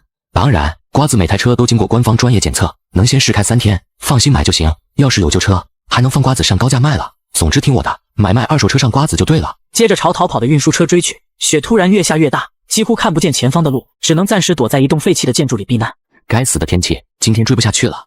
随后从空间拿出食物和火炉。木三，你这空间还真是无敌，这些年你到底藏了多少东西？正当我准备闭上眼睛稍作休息，楼上传来了一阵细微的声响，有人在上面。我开启了空间感知能力，感受到楼上确实有个人活动。走到2楼的瞬间，停下，别过来！你们是什么人？我们是路过的幸存者，这里没有物资，我们只是暂时避难而已。正当我准备逼他们离开时，男人突然开口：等等，我们手里有一样东西，或许你会感兴趣。男人掏出一块紫色的石头，和米小璐的那一颗一模一样，体内的空间异能竟然微微波动起来。这是我们在一个废弃实验室里找到的，据说是某种能量石，如果你愿意，我们可以交换，给我一些食物。随手从口袋里取出几块干粮，男人接过。虽然我不知道这块石头有什么用，但这么漂亮，你夫人一定很喜欢吧？我觉得你还能再多给些吧。我再给你一把子弹怎么样？两人便灰溜溜的走了。半夜时分，大门突然被砸开，2个壮汉和一帮小弟。壮汉身边还有刚刚交易过的人。听说你小子有物资是吧？现在下雪了，水倒是不缺了，你一时相片，把物资交出来，当做房租了。这块地方可是我承包的。小子，你可真走运，连末世都能有这么个漂亮的妹子。今天不如这样，物资给我，妹子留下，咱们的事好说。你们以为自己能活着走出这里？找时挥起一把巨大的锤子，准备朝我砸来。我手一挥，他的锤子直接不见，随即他便如粉末般被空间的裂缝吞噬。看来能量石的作用挺大的呀。另外一个壮汉直接懵了。你是异能者，我们没惹得起你。是这个男的，他带我来找你的。我冷笑一声，整个人瞬间被空间吞噬，直接消失无踪。别杀我，别杀我，我什么都说。说吧，你还能有什么价值？我是个情报贩子，我知道很多地方。如果你给我一些粮食，我能告诉你一个废弃实验室的位置，那里残留着不少稀有物资，包括之前你见过的那种紫色的石头。我掏出了一些干粮，他连忙拿出地图，这里就在这个位置，废弃实验室就在这座山的脚下，入口很隐蔽，但我可以画出来给你。我将地图拿了过来，他便拿着干粮离开。次日，雪似乎小了一些，我看着地上的轮胎印，继续跟随运输车的痕迹。暴雪末世降临，男人得知我会上门，不仅布置好陷阱将我的车引爆，还雇佣了异能者与我对抗。殊不知我觉醒了空间异能。木凡，你果然来了，你就是这样迎接你爹的？老子没时间跟你这种废铁废话。你以为空间异能就能横着走了？今天我让你知道什么叫无力感。龙岩挥了挥手，几名异能雇佣兵走了出来。这些人可不便宜，每一个都是末世里顶尖的雇佣军，专门负责对付像你这样的异能者。你以为我会蠢到亲自动手？看来你们炎龙会也不过如此，居然是靠一群雇佣兵来解决问题。别得意的太早，这些雇佣兵可不是随便能打发的。你是在开玩笑吗？口气倒是挺大，空间异能也不过如此。我们接过的任务里，像你这种异能者的尸体可堆成了山。空间异能看得太高了吧？碰上我们也不过是纸老虎。3名雇佣兵冷笑着，抬起手将四周的金属砸向我。我抬手一挥，空间裂缝开了，金属物品撞击在裂缝中，巨大的力量似乎想要撕裂空间。你以为开个口子就能挡住我们？怕是从娘胎里出来就没见过真正的强者吧？瞧你那副样子，是不是吓得裤子都湿了？而龙岩坐在一旁，就像是看一出好戏。慢着，慢着，别这么急着弄嘎他，慢慢来，玩到他绝望再说，没准他会像条狗一样趴在地上求我放他一条生路。我淡淡一笑，捏碎一颗能量石，能量源源不断地涌入我的体内，空间裂缝瞬间扩张，吞噬了所有金属。3人见情况不妙，将更多金属汇集冲向我。我们就不信你能吞得了这么多。强大的吸力直接将金属破碎。去赔你们的金属吧！一颗颗巨石从空间飞出，重重砸向，粉碎了他们，吓得众人直接跑。龙岩也转身便跑，没跑多远就被一个女人拉住。你这是要去哪儿？不打算把我带上吗？龙岩眼神一亮，停在原地。木凡，这可是我龙岩的妹纸，只要你放我一马，她归你，怎么样？靠出卖割妹纸就想换命？木凡抬头仔细打量了一下她，这个女人容貌妩媚动人，五官精致，肌肤如雪，身材火辣，最少能打个8分。你别开玩笑了，从来没碰过我，为的连个男人都算不上，也敢说我是你的妹纸？你闭嘴！我让你跟我是给你脸，你别不识抬举。女人上前直接一击，给我脸，从头到尾你就不过是个笑话。龙岩便直接倒地。看到没，这种人从来都不值得浪费时间。既然他已经死了，要不你这么强，带上我吧，跟着你，我什么都愿意。我稀罕你。那你可以随时甩掉我，玩够了扔就行，只要你愿意带上我，别让我嘎就行。这妹纸有点意思，这要是扔窝里，这不得成女王？柳叶凑上前，我知道自己不值什么，可是末世里妹纸本来就是资源，你不觉得像我这样的资源还能再利用一阵吗？我还知道炎龙会还有一个能源仓库，里面藏着大量的能源，龙岩一直藏着，不让其他人知道。接着来到一个巨大的仓库，里面全是能源，我抬手一挥，全部吸入空间，接着开车前往龙王殿时，路上忽然前方出现了几个人影，拦住了去路。求求你们，救救我吧！附近据点遭到暴徒袭击，我的家人还困在里面，你们要什么都行，只要帮帮我。我没说什么，柳叶直接开口，付出一切，在这末世里，还有什么是真正属于你的？你不过是再多提供几块破烂物资罢了。在我准备踩油门离开时，突然砰的一声枪响，车轮瞬间爆裂。别急着走啊，兄弟，我们还有点事没谈清楚呢。女人迅速转身走向壮汉，你还真以为自己能随便走？今儿你要交出物资，乖乖留点在这儿。轮都瘪了，你今天可跑不掉了。识相点，把物资留下。至于妹子，留下来陪我们哥几个乐呵乐呵吧。我走上前指了指他，问题是你要得起吗？你看你裤子拉链都没拉好。